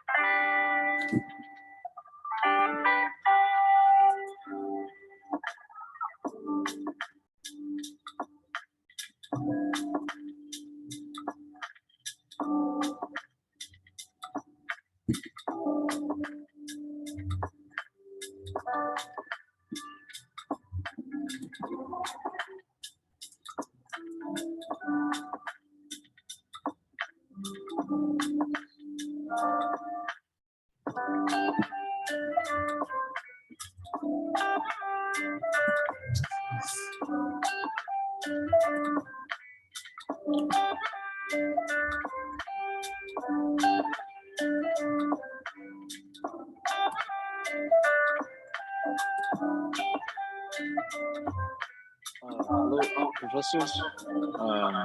I just hello. Yes. I just submitted mine on Canvas through my phone. My computer died, and I'm on campus, so I just wanted like to double check, because if not, I could just email it to you, and that'll be like a secure way. But can you just double check mine? If you'll have more time to turn it in if you need to. So yeah, I'll confirm that. You can definitely confirm it when you get home as well. All right, cool. All right, thumbs up if you all are done.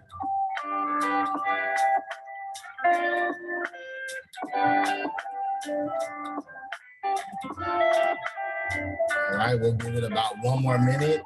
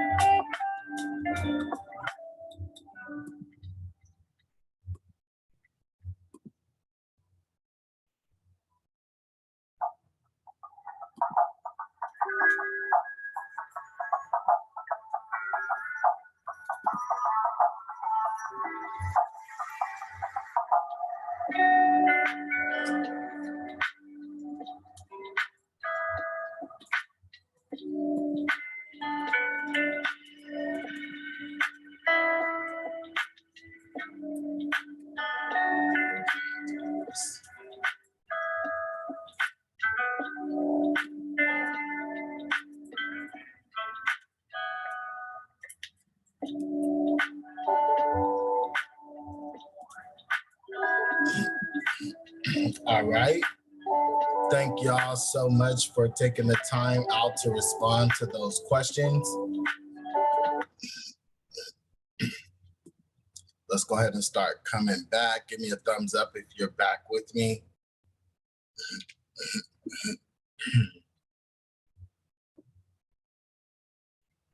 Awesome, awesome. I'm seeing some thumbs up. Perfect, perfect, perfect. Oh, excuse me.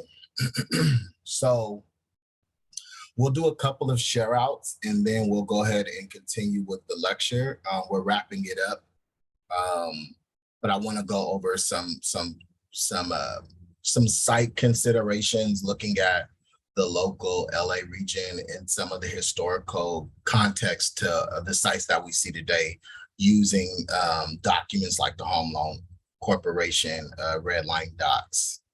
But before we do the rest of the lecture, go ahead and share some of the responses you all had for the questions that you all responded to. We'll go to you, Stephen. Can you repeat that? Sorry. We're just going to have a couple of share outs for the responses you just, the questions you responded to just right now.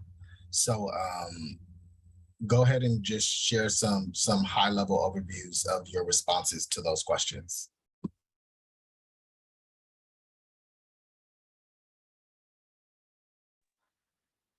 I really focused on how permaculture is like a sustainable method that connects the values of the site and the stakeholders. Like I looked at it as a sustainable method that it doesn't produce, one of the values is it doesn't produce waste. So therefore you're not creating,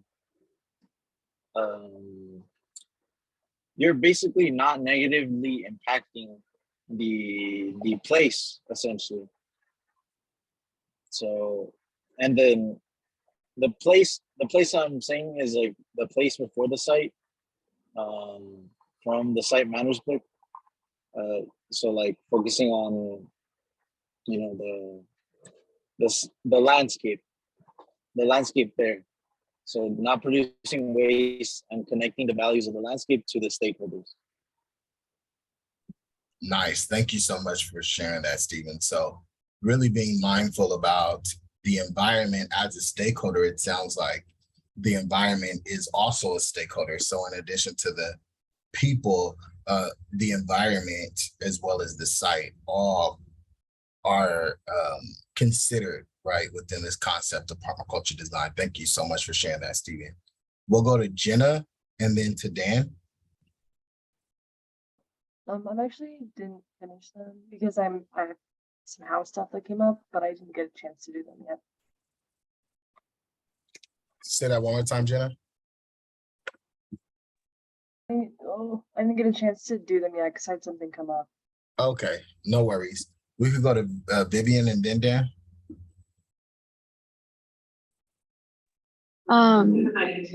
What I focused on was how permaculture design principles can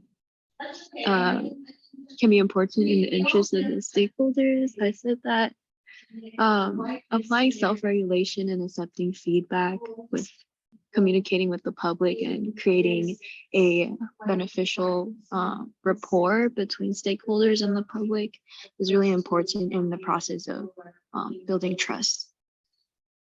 Awesome. Awesome. Thanks for sharing, Vivian. And then lastly, Dan, before we move on.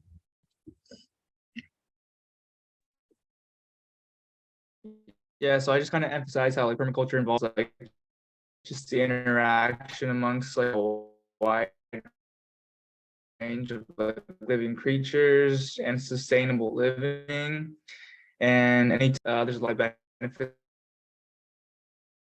I think that sort of goes along with that should pique the interest of like stakeholders, see what works well within the landscape when you like do permaculture, because there's so much going on, there's so much interacting, so many shared values amongst that landscape. So I think that should sort of like be a big emphasis in that. Awesome. Who got to the last question? I just finished answering it. I don't know if you'd like me to share. Yes, please, Ulysses. Yes, I wrote that yeah, there was a definitely a connection in the reading of the American literature translating to the reading of American architecture sites, because we see that sites and architecture are often approached from like this white Western Eurocentric point of view, in the same regard as to literature. So that's a comparison. So white is the norm, which basically means that other people don't get a chance to be acknowledged, or they're seen as side characters, as we saw in, I believe, Hemingway's literature. And we see how our landscape and architecture can criminalize or penalize behaviors of BIPOC for using spaces as they want to, while the white majority doesn't agree. For example, the criminalization of street vendors or attack on wealthy Black neighborhoods like the Tulsa Massacre or Sugar Hill in Los Angeles. Couldn't have said it better, Ulysses. Thank you so much for that amazing summary of that connection. And then how sight is a type of literature, right? It communicates certain values, principles, and understandings of whose identity is valued or devalued in sight. And you really explained that well. So thank you for sharing that. We'll go ahead and continue with the lecture.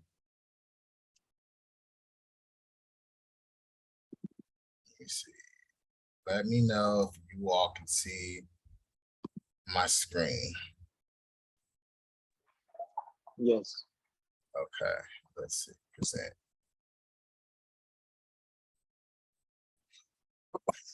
All right, so we went through this video of permaculture design principles, and we looked at the different ways you can build a site in consideration of these principles and the impact it will have on site, people, and within the environment, and how your site within a permaculture design context in itself becomes an ecosystem within an ecosystem. So just really understanding how a site is operating, going back to our questions, right? What is the purpose of the site? Whose story is the site telling? Who is being denied or granted access, and how and what ways can this site be reimagined through a landscape intervention? And so when you're thinking about those questions, a great framing for whether or not you can see those things in the actual site is really looking at whether or not you see these permaculture design principles. So when we're talking about the regional landscape that we are existing in and the different challenges, the different types of landscapes that exist, it's very diverse, right? We have a very diverse region in people as well as landscapes. For this course, we will really focus our energy on three types of landscapes, one of them being open landscapes like Ascot Park. Similar to what we've learned in the readings and research that we've been doing, for example, Site Matters, talking about narrative of site, history of site, who is represented in site. This is going to be a big part of the field trips and how we interpret our field trips. So Ascot Park is a location that we will go to, and there'll be an opportunity for us to go through some of these questions related to that site. This picture here is at Ascot Park. It's representative of some of the people who hold Ascot Park dear, and they are representing a powerful narrative story of Indigenous people. This photo is very powerful because it really depicts the landscape, but it also depicts the people, as well as speaks to a history, right? It says so much by saying so little. And one of your assignments this week used, I think it was in Site Matters. It was a picture essay, which was a really powerful way to communicate the assignment. So shout out to the student who did that. If you're in the class, thumbs up, celebrate, shout out to you. I can't remember whose assignment it was, but it was a picture essay. And this picture says 1,000 words. One, I really think this location in particular is so powerful because my experience of LA is what I call a concrete jungle, and it's really rooted in what I experienced as concrete infestation. And so when I went to Ascot Park for the first time, it was a very beautiful experience because it reminded me of my home, San Diego, where I was born and raised. In San Diego, we have a lot of canyons like this. This is really a big part of the way that we walk through the community, we experience the community, we walk through creeks and canyons. And so coming to LA and seeing so much concrete surrounding me all the time, every day, and then also what that experience is like when we're talking about a site, right? The hastities of a site, temporal effect of a site, you know, me breathing in smog versus the smell of flowers or the smell of grass, right? And so Ascot Park was giving me all the vibes of back home. But there's a powerful story, right? One, the displacement of indigenous people from their land is a very good start to many stories here in America. And this picture really speaks to a lot of that. Open space is a big political challenge, right? Open landscapes like Ascot Park are in constant threat from developers as well as legislators, right? Because legislators can enact policy that give authorization to developers to, you know, buy land like this, to dig up native species and displace flora and fauna, right?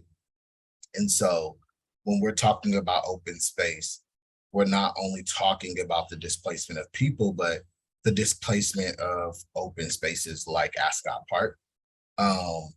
There's a lot of socio-political history in relation to this, and I won't spoil it because we will be going on a field trip here. But these are the type of landscapes that are very scarce in LA, and there's a need to maintain these natural landscapes as well as reclaim them. So in our last lecture, we talked about a lot of the open fields that you all seen when you did your community walkthroughs.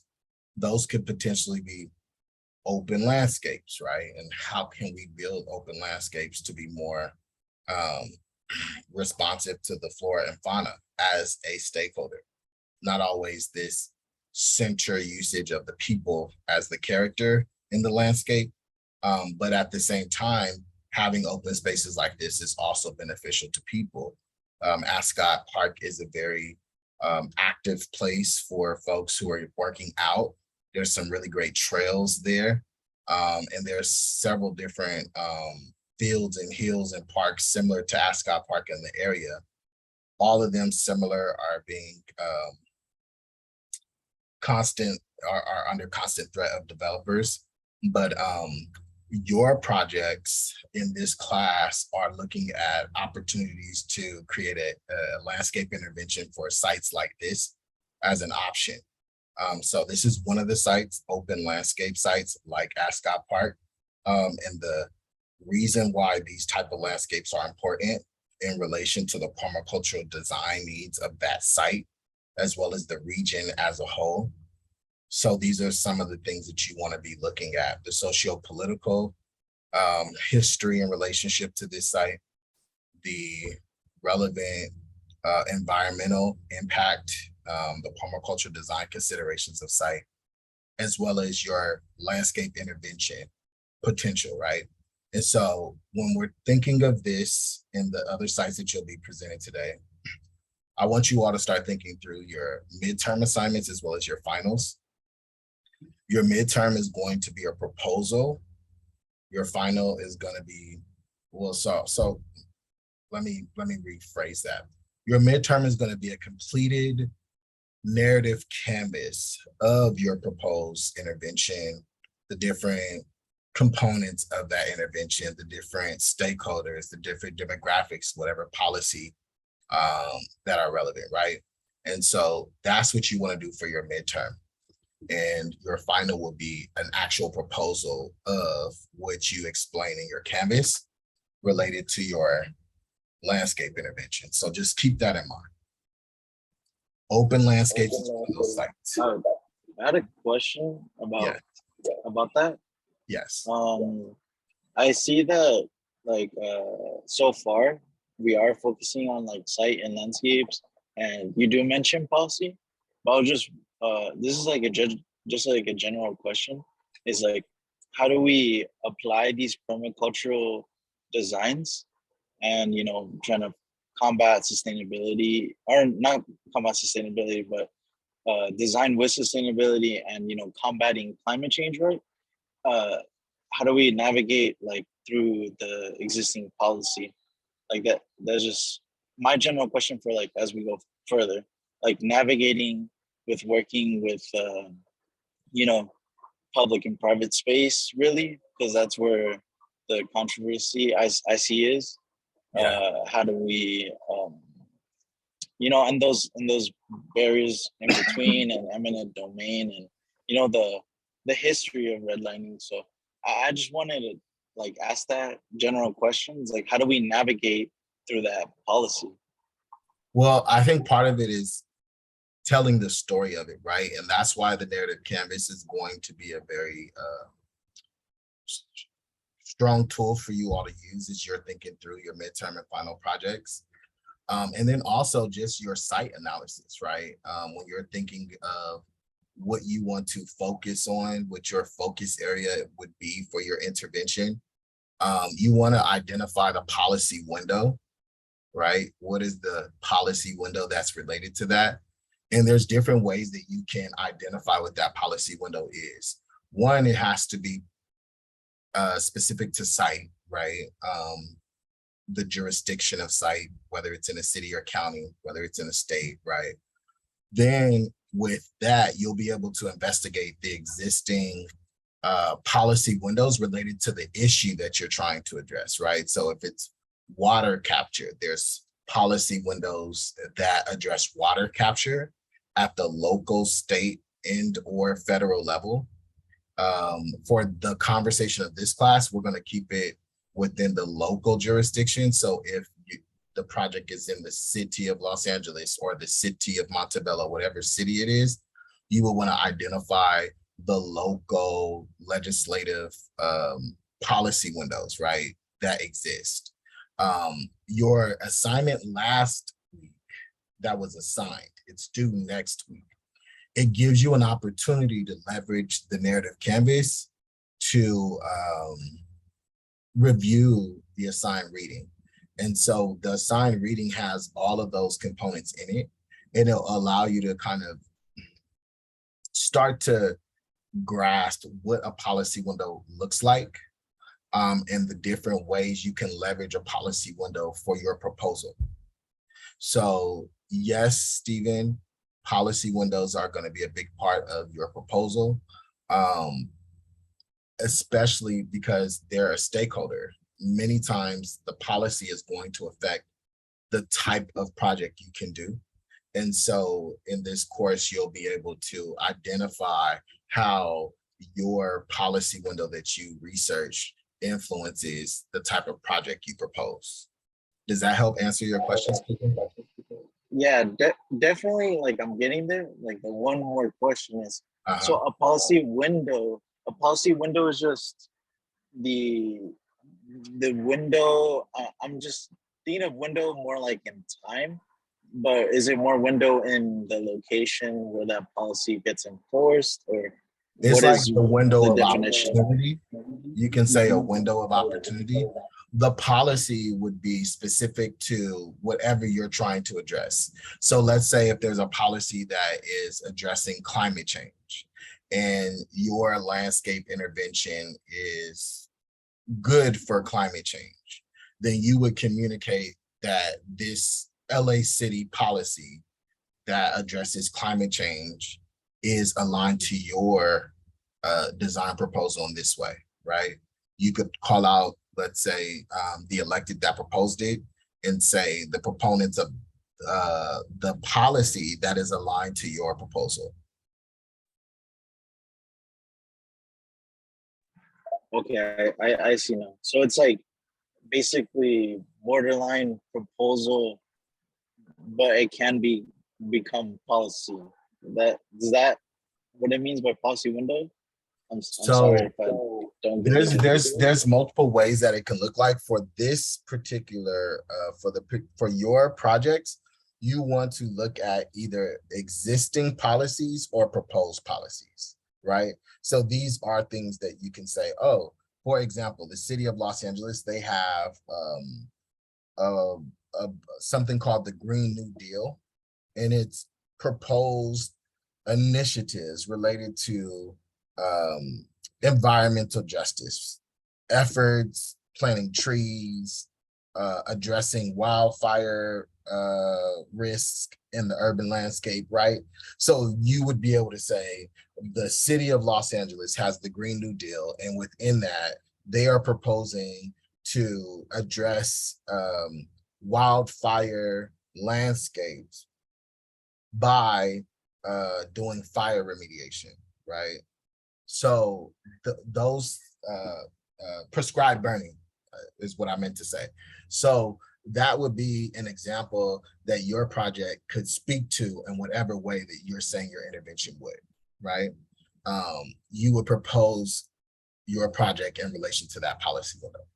And again, you're going to continue to learn more about how to kind of build into that. So you don't have to have that answer right now. Your midterm is a few weeks away. My hope is that as we continue these lectures and conversations, you'll be able to build upon how to see that. Got it. That really cleared things up. Thank you. So this is an example, right, of reducing stormwater runoff and erosion, right? So this is an example of how this site is used, and we'll learn more about the different ways this site is used. We'll see some of the ways that they're doing the stormwater runoff prevention and all of that erosion prevention on this site, right? But you're going to be looking at different ways that the site is already doing things and identify, let's say, a socio-political issue that your design intervention can address, right? And your proposal will speak to that. Does that make sense? Yes. Awesome. So this is one of the sites. Really consider this as one of your options for your projects. I also wanted to quickly give a glimpse of like this legislative impact of racism or race-based policy. Right here, you're seeing an area description. We were talking about redlining earlier. And so this is a homeowners loan corporation area description. And so it identifies the different demographics in this community. And so these are the descriptions, the class and occupation. It identifies Jewish professionals and businessmen, Mexican laborers, WPA workers. I don't know what that means. But the income is 700 to 2,000 and up. It says foreign families is 50%, nationalities Russian, Polish, Armenian, Jews, Slavs, Greeks, American Mexicans, Japanese, Italian, subversive racial element increasing. So we talk a lot about why is it Black and other people of color. I'm going to tell you, this document really depicts it well. So you see how they put all the nationalities to the left right here, and everybody, all the other people were like put into this like group together. And then on the right, on the D, it says what? Negro, 1%. So this community has 1% Negro.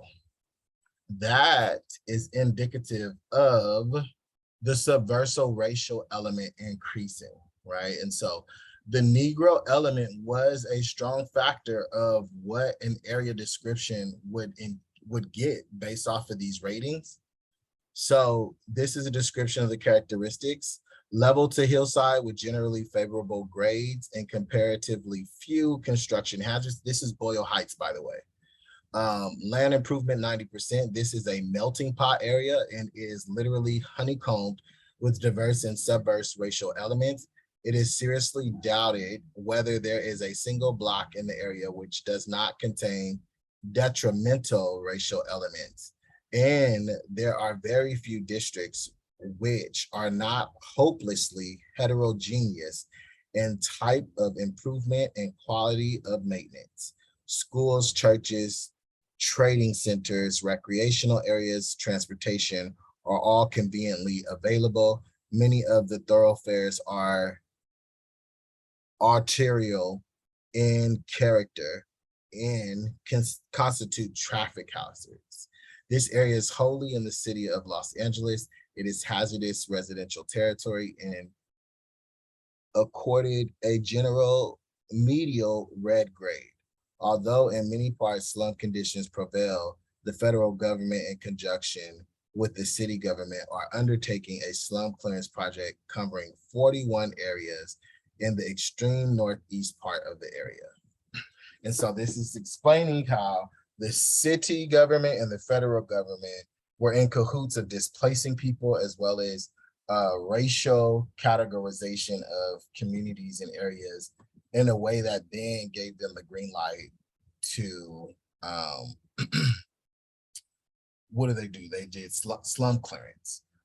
Now I wanted to show you that one, right? But I also wanted to show you this other example of a site as well, because it is a little bit different. And let me play from current slide. So this one is saying that there are laborers, low-scale clerical factory workers. There's 40% foreign families. Nationalities include Mexicans, Japanese, and low-class Italians. Somehow you're low class if you're with people of color, if you're Italian, right? And then it says Negro 50%, okay? And so the description of this area: terrain, no flood or construction hazard, land improved 90%, zoning is mixed, but improvements are largely single family dwellings. Conveniences are all readily available. This is the melting pot area of Los Angeles and has long been thoroughly blighted. The Negro concentration is largely in the eastern 2/3 of the area. Original construction was evidently of fair quality, but lack of proper maintenance is notable. Population is uniformly of poor quality, and many improvements are in a state of dilapidation. This area is a fit location for slum clearance project. The area is scored a low red grade. Excuse So me. these, yes. Are you sharing something? I am. Let me. This is what I was sharing. It was another example of a similar document for another community in Los Angeles. So this community had a larger concentration of Black folks. So you saw how the language is a little bit more the valuing of the location and site. And I think the irony of this location is that, similar to the other area, I think it's 700 to 1500, that just really depicts the differentiation of who's getting paid what. But these were single family homes. So these were people who owned their homes and they were removed from their homes from slum clearance projects, right? And so again, race being a big factor of how communities were graded. I just wanted to show that to you all so that you all can connect the conversation related to equity in the built environment and the literature that we've been reading. All right, so getting back to the presentation, we are wrapping up here. So when we're looking at the red line districts from 1930, we see a similar disparity in 2022. I work with the city of Los Angeles, and we're oftentimes looking at the different areas in the city that are most impacted by things like overcrowded housing, COVID impact, digital inequity, high school graduation rates, etc. And oftentimes you'll see that communities are still consistently aligned with the historically redlined areas of the city. And that really speaks to the systemic and traditional practices of denying access to these communities that were concentrated with Black and other people of color. And again, framing it Black and other people of color is a consistent kind of practice within the American rhetoric and practice, right? There was an association to poor or the denial of services depending on your proximity to Blackness. And oftentimes that identity then influences the relationship other people of color have with people that are Black, even if they're experiencing the same lived experiences. And so we'll talk a lot more about lived experiences as expertise in future lectures, but this is really a depiction of some of the literature rhetoric and how, again, it represents in the zoning, planning, and architectural development practices of local governments, as well as supported by the federal government. So what is the results now, right? So the results of this is that Los Angeles County leads in the highest number of individuals living in food insecure households, where 1 in 5 citizens are food insecure. And this is probably increased as a result of COVID. So this is just being mindful of the people who are impacted by food insecurity. And this is also being mindful about the role the landscape plays in that, right? Historically, people would grow their own produce. They would grow their own food. They would raise their own cattle, right? Pigs and chickens. They would raise it. But again, policies, ordinances, and things like that have changed the way people are able to relate to land and to relate to animals even, right? There's city ordinances that say you can't have farm animals on your property unless you have certain requirements met. And so folks who normally would be in the urban setting and raise their cattle, raise their farm animal, raise the food that they eat, are now dependent on the capitalist construct of going to work, working the 9 to 5, and going into the grocery store to buy it, right? And so what is the result of that? People being dependent on this system, this economic system, aren't actually able to foot the bill. On average, households are spending $3.39 for a meal, over 3 meals a day, amounting to $23.73 a week. So in addition to the lack of food security, there's also a lack of healthy food access. In communities like South LA, there's very few liquor stores. There's a lot more liquor stores than there are grocery stores. So with the 800,000 residents in South LA, there are 119 liquor stores, while there are only 91 grocery stores. And this is disproportionately representative of inequitable access to food, because in the West LA, there are a lot more grocery stores than there are people, right? And a lot less liquor stores. And so there's a large disparity in relation to access. And that is, again, a design decision. When we're talking about food apartheid in the ecosystem, we also have to talk about the criminalization of street vendors. Somebody talked about that earlier when they were sharing. And LA specifically is very well known for street vendors, right? Black, brown, and Asian, as well as everything in between. And so street vendors struggle to find their place in the physical and economic landscape.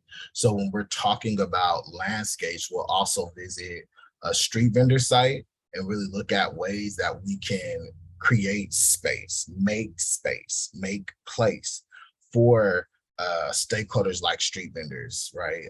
Right now, I'm working to connect with the organization called Inclusive Action for that to be one of our 3 field trips. So keep in mind of that and the ways that landscapes are disputed, right? And who gets to claim a landscape, and how does architecture participate in that claiming of space?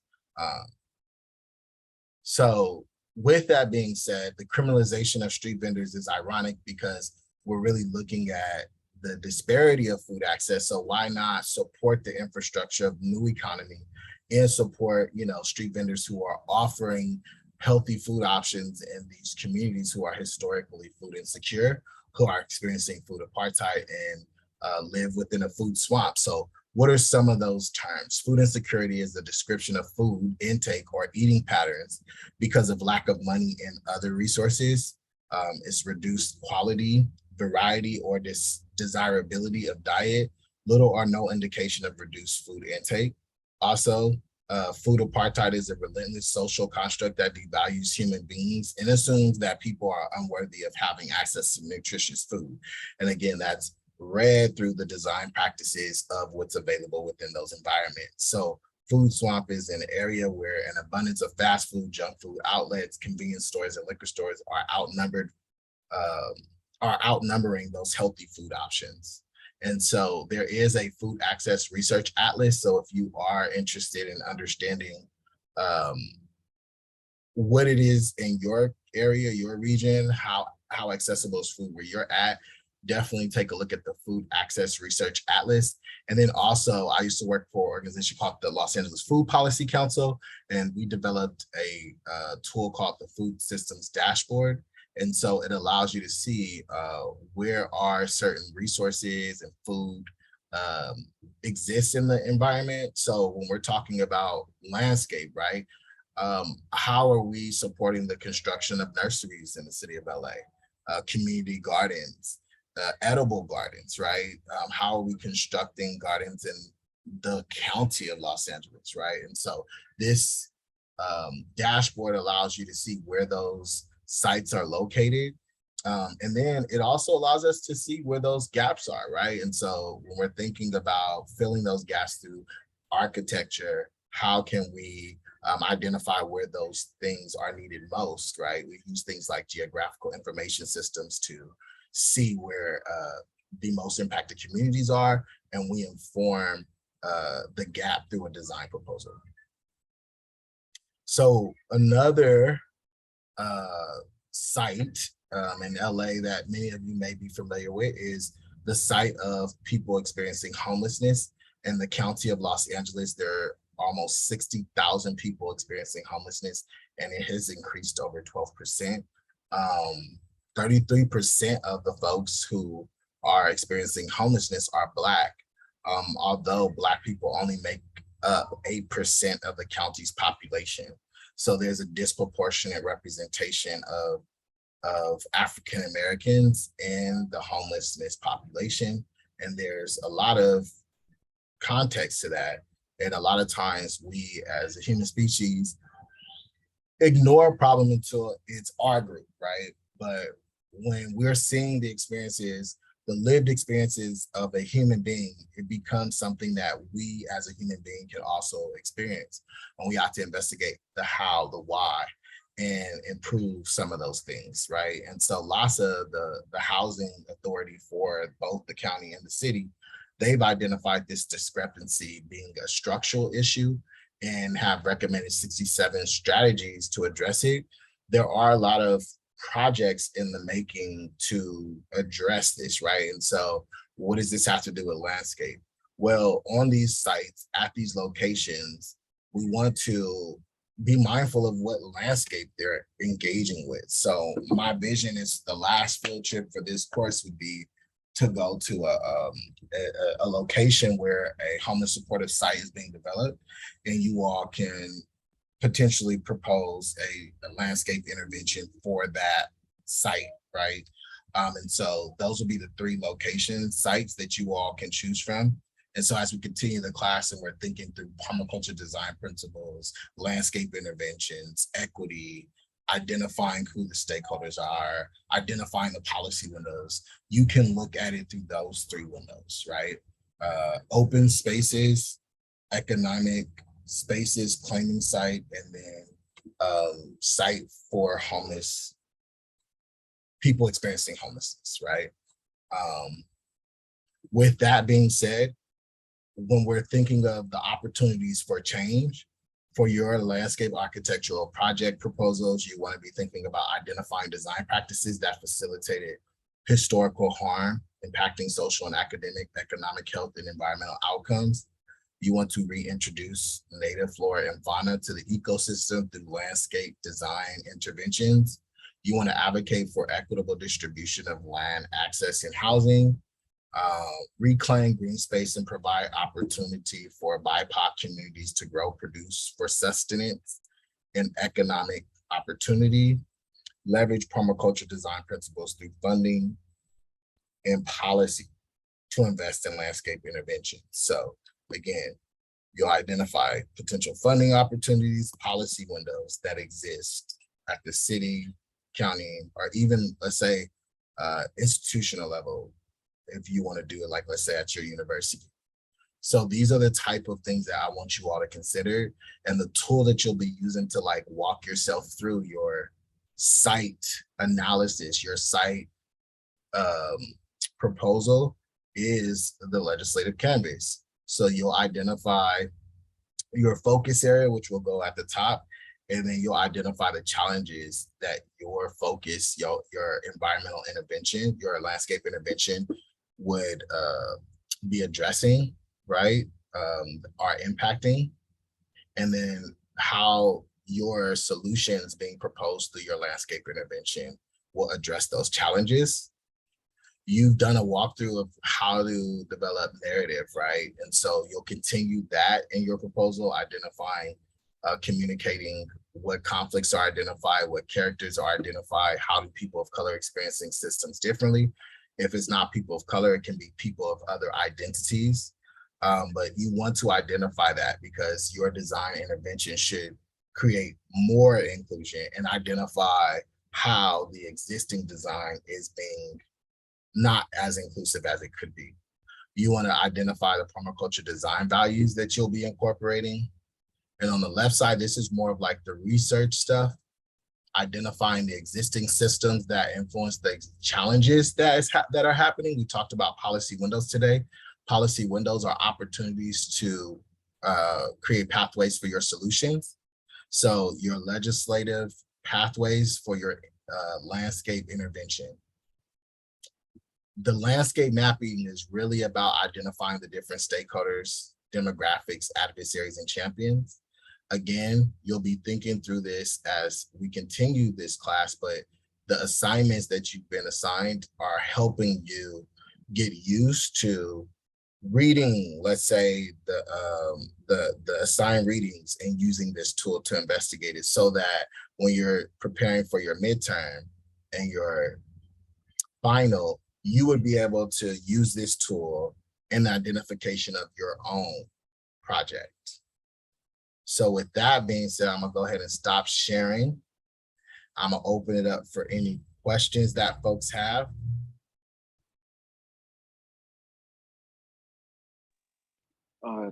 I wanted to ask a question about like the defining what stakeholder means.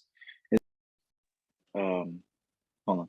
Is that someone that invests into the landscape, or stakeholder as in the person attached to the site?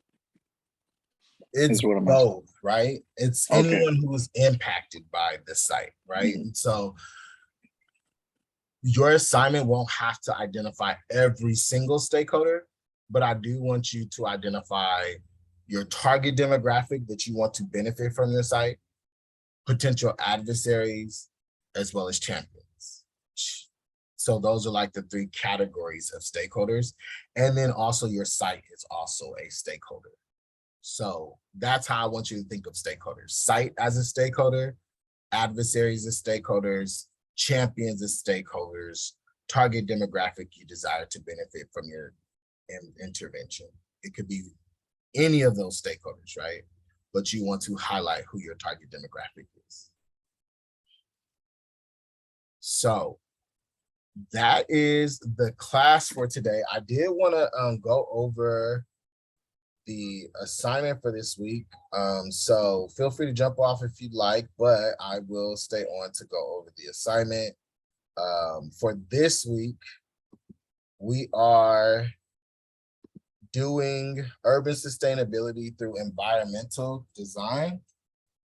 We are reading urban sustainability through environmental design. I actually found a copy of the book, so I added a link to it online. So you all should have access to the book, which should make it easier. Hopefully that's a good thing. The assigned reading is A through I last names are pages 1 through 52. J through R last names are pages 53 through 105. And then S through Z last names are pages 106 through 159. And so you are going to read through these chapters and do it similar to what you did with Site Matters. So just doing your section overviews, what you learned in your section, and then presented in a PowerPoint with maximum 15 slides. So make sure that you're incorporating the language in it as if you won't be presenting it to your classmates. So make sure that you're putting details in it. You don't have to be crazy wordy, right? But make it comprehensive, but also make sure that people can follow through what you read. The last thing I'll say is office hours are Tuesday from 8 to 9:30. So I am available during that time for any offline conversations. If that time doesn't work, just let me know and we'll work it out. But I'm pretty responsive via email. The other thing I want to mention is I need you all to remember to put your names on your assignments for the ones that you turn in on Canvas as well as on the Padlet. Just make sure you're putting your names, right?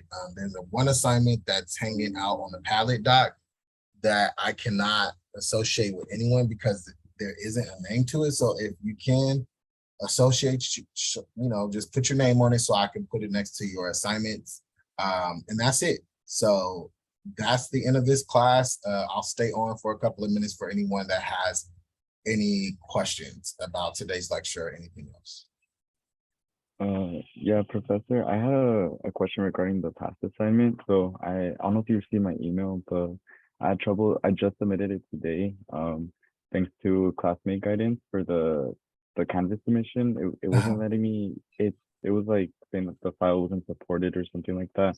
But I was able to send you an email with the Padlet screenshot as well as the actual PDF file. I was just wondering if it would be counted as late or anything like that, because I was just able to submit it today. No worries on it being late, and thank you for bringing that to my attention, Ulysses. I was able to fix that. There's this click, you just have to click it, and it's supposed to allow you to do everything that you need to do to upload these assignments. And sometimes it's not being clicked, so that's on my end. Thank you again for bringing that to my attention. You don't have to worry about losing any credit for me. Thank you, appreciate it. Thank you. I was just curious if your lectures are available for us to view after lecture, like pretty much everything that you put up here on the screen for us. Yeah, so today I was able to record the class, so I will upload it within a week so that you all can have it for reference. Oh, awesome, thank you. Yes, no problem at all. I had a question going into like policy. I was wondering if maybe you could guide me to I was going along my community walk and I saw that, a lot of the sidewalks were like cut off and they're like dead end points or just my city isn't walkable and I know that many cities aren't as well. So I was wondering if you could guide me through like finding proposals and policies I can maybe present to my even own city, maybe create this document, Yeah, I mean, because that could be your project, right? Yeah, I can help you with that, like just identifying different, let's say, proposal precedents that you and then encourage to inform the way that you're thinking through your own assignment. But yeah, that's the level of impact I want you all to be thinking about this. Like you're already thinking about using it to check your city. I love it. And it's like all I need is just really the resources because I haven't really dove into policy. Much of right now we're focusing on design, and I know that the department wants to go into equity, but they can't go into equity without understanding. Have you talked to Nina? Are you friends with Not her? by name. Maybe okay. if you connect me with them, I would love to connect with them because if they're like, yeah, Nina just has this. She was just this amazing Just Escape course, and it touches upon like whiteness and policy. And you know, in the grand scheme of things, I think landscape architecture can focus on policy, because that's what, you know, we're really into shaping the land. You know, Nina was like, we need someone that's into philosophy, policy, landscape architecture, sociology, and psychology. And I think those are just a few, she said, because that's going to be like the ultimate person that's going to shape and save us, you know, in this, you know, climate crisis. Well, my hope is that I am influencing you all to play all of those roles in at least the way that you're thinking through and building site, right? But I like the way that Nina is speaking through that, because I like to say that I embody some of that, right? Like the sociology, the architecture, and the policy, like that's really what is my work, my life work, right? And so I take it as an honor and a privilege to be in this space teaching you all. And my hope is that you're making these connections that you're communicating right now, Steve. Yeah, I think that'd be great. Or just really a document that can be like a president in itself for walkable cities. You know, right. You know, I think we should be ambitious when we're like in school. So maybe I'll go that route. No, I like the sound of that. Let's definitely talk more about this and like what this could look like. Because one, this could be your project, or at least what you're proposing in your project, right? And then two, we could talk about like manifesting this in the real world too. So let's definitely keep this conversation going, Stephen. All right, sounds good. I can just go into office hours tomorrow, or actually, I have a class tomorrow during that time. I'll just email you with like some things that you can respond. Or are you ever on campus? I'm on campus Monday, Wednesday, Friday.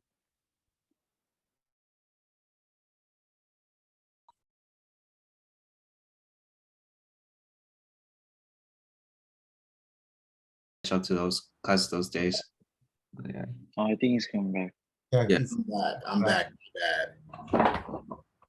Sorry, I lost y'all for a second. You're good. Any other questions? I'm really hoping that we still have our class recording. That is my biggest hope right now. Yeah, it turned off after it left. Let's hope that it recorded it still has the recording. I think it should though. I think Zoom is good. But any other questions? Yes. I'm gonna stop recording. About the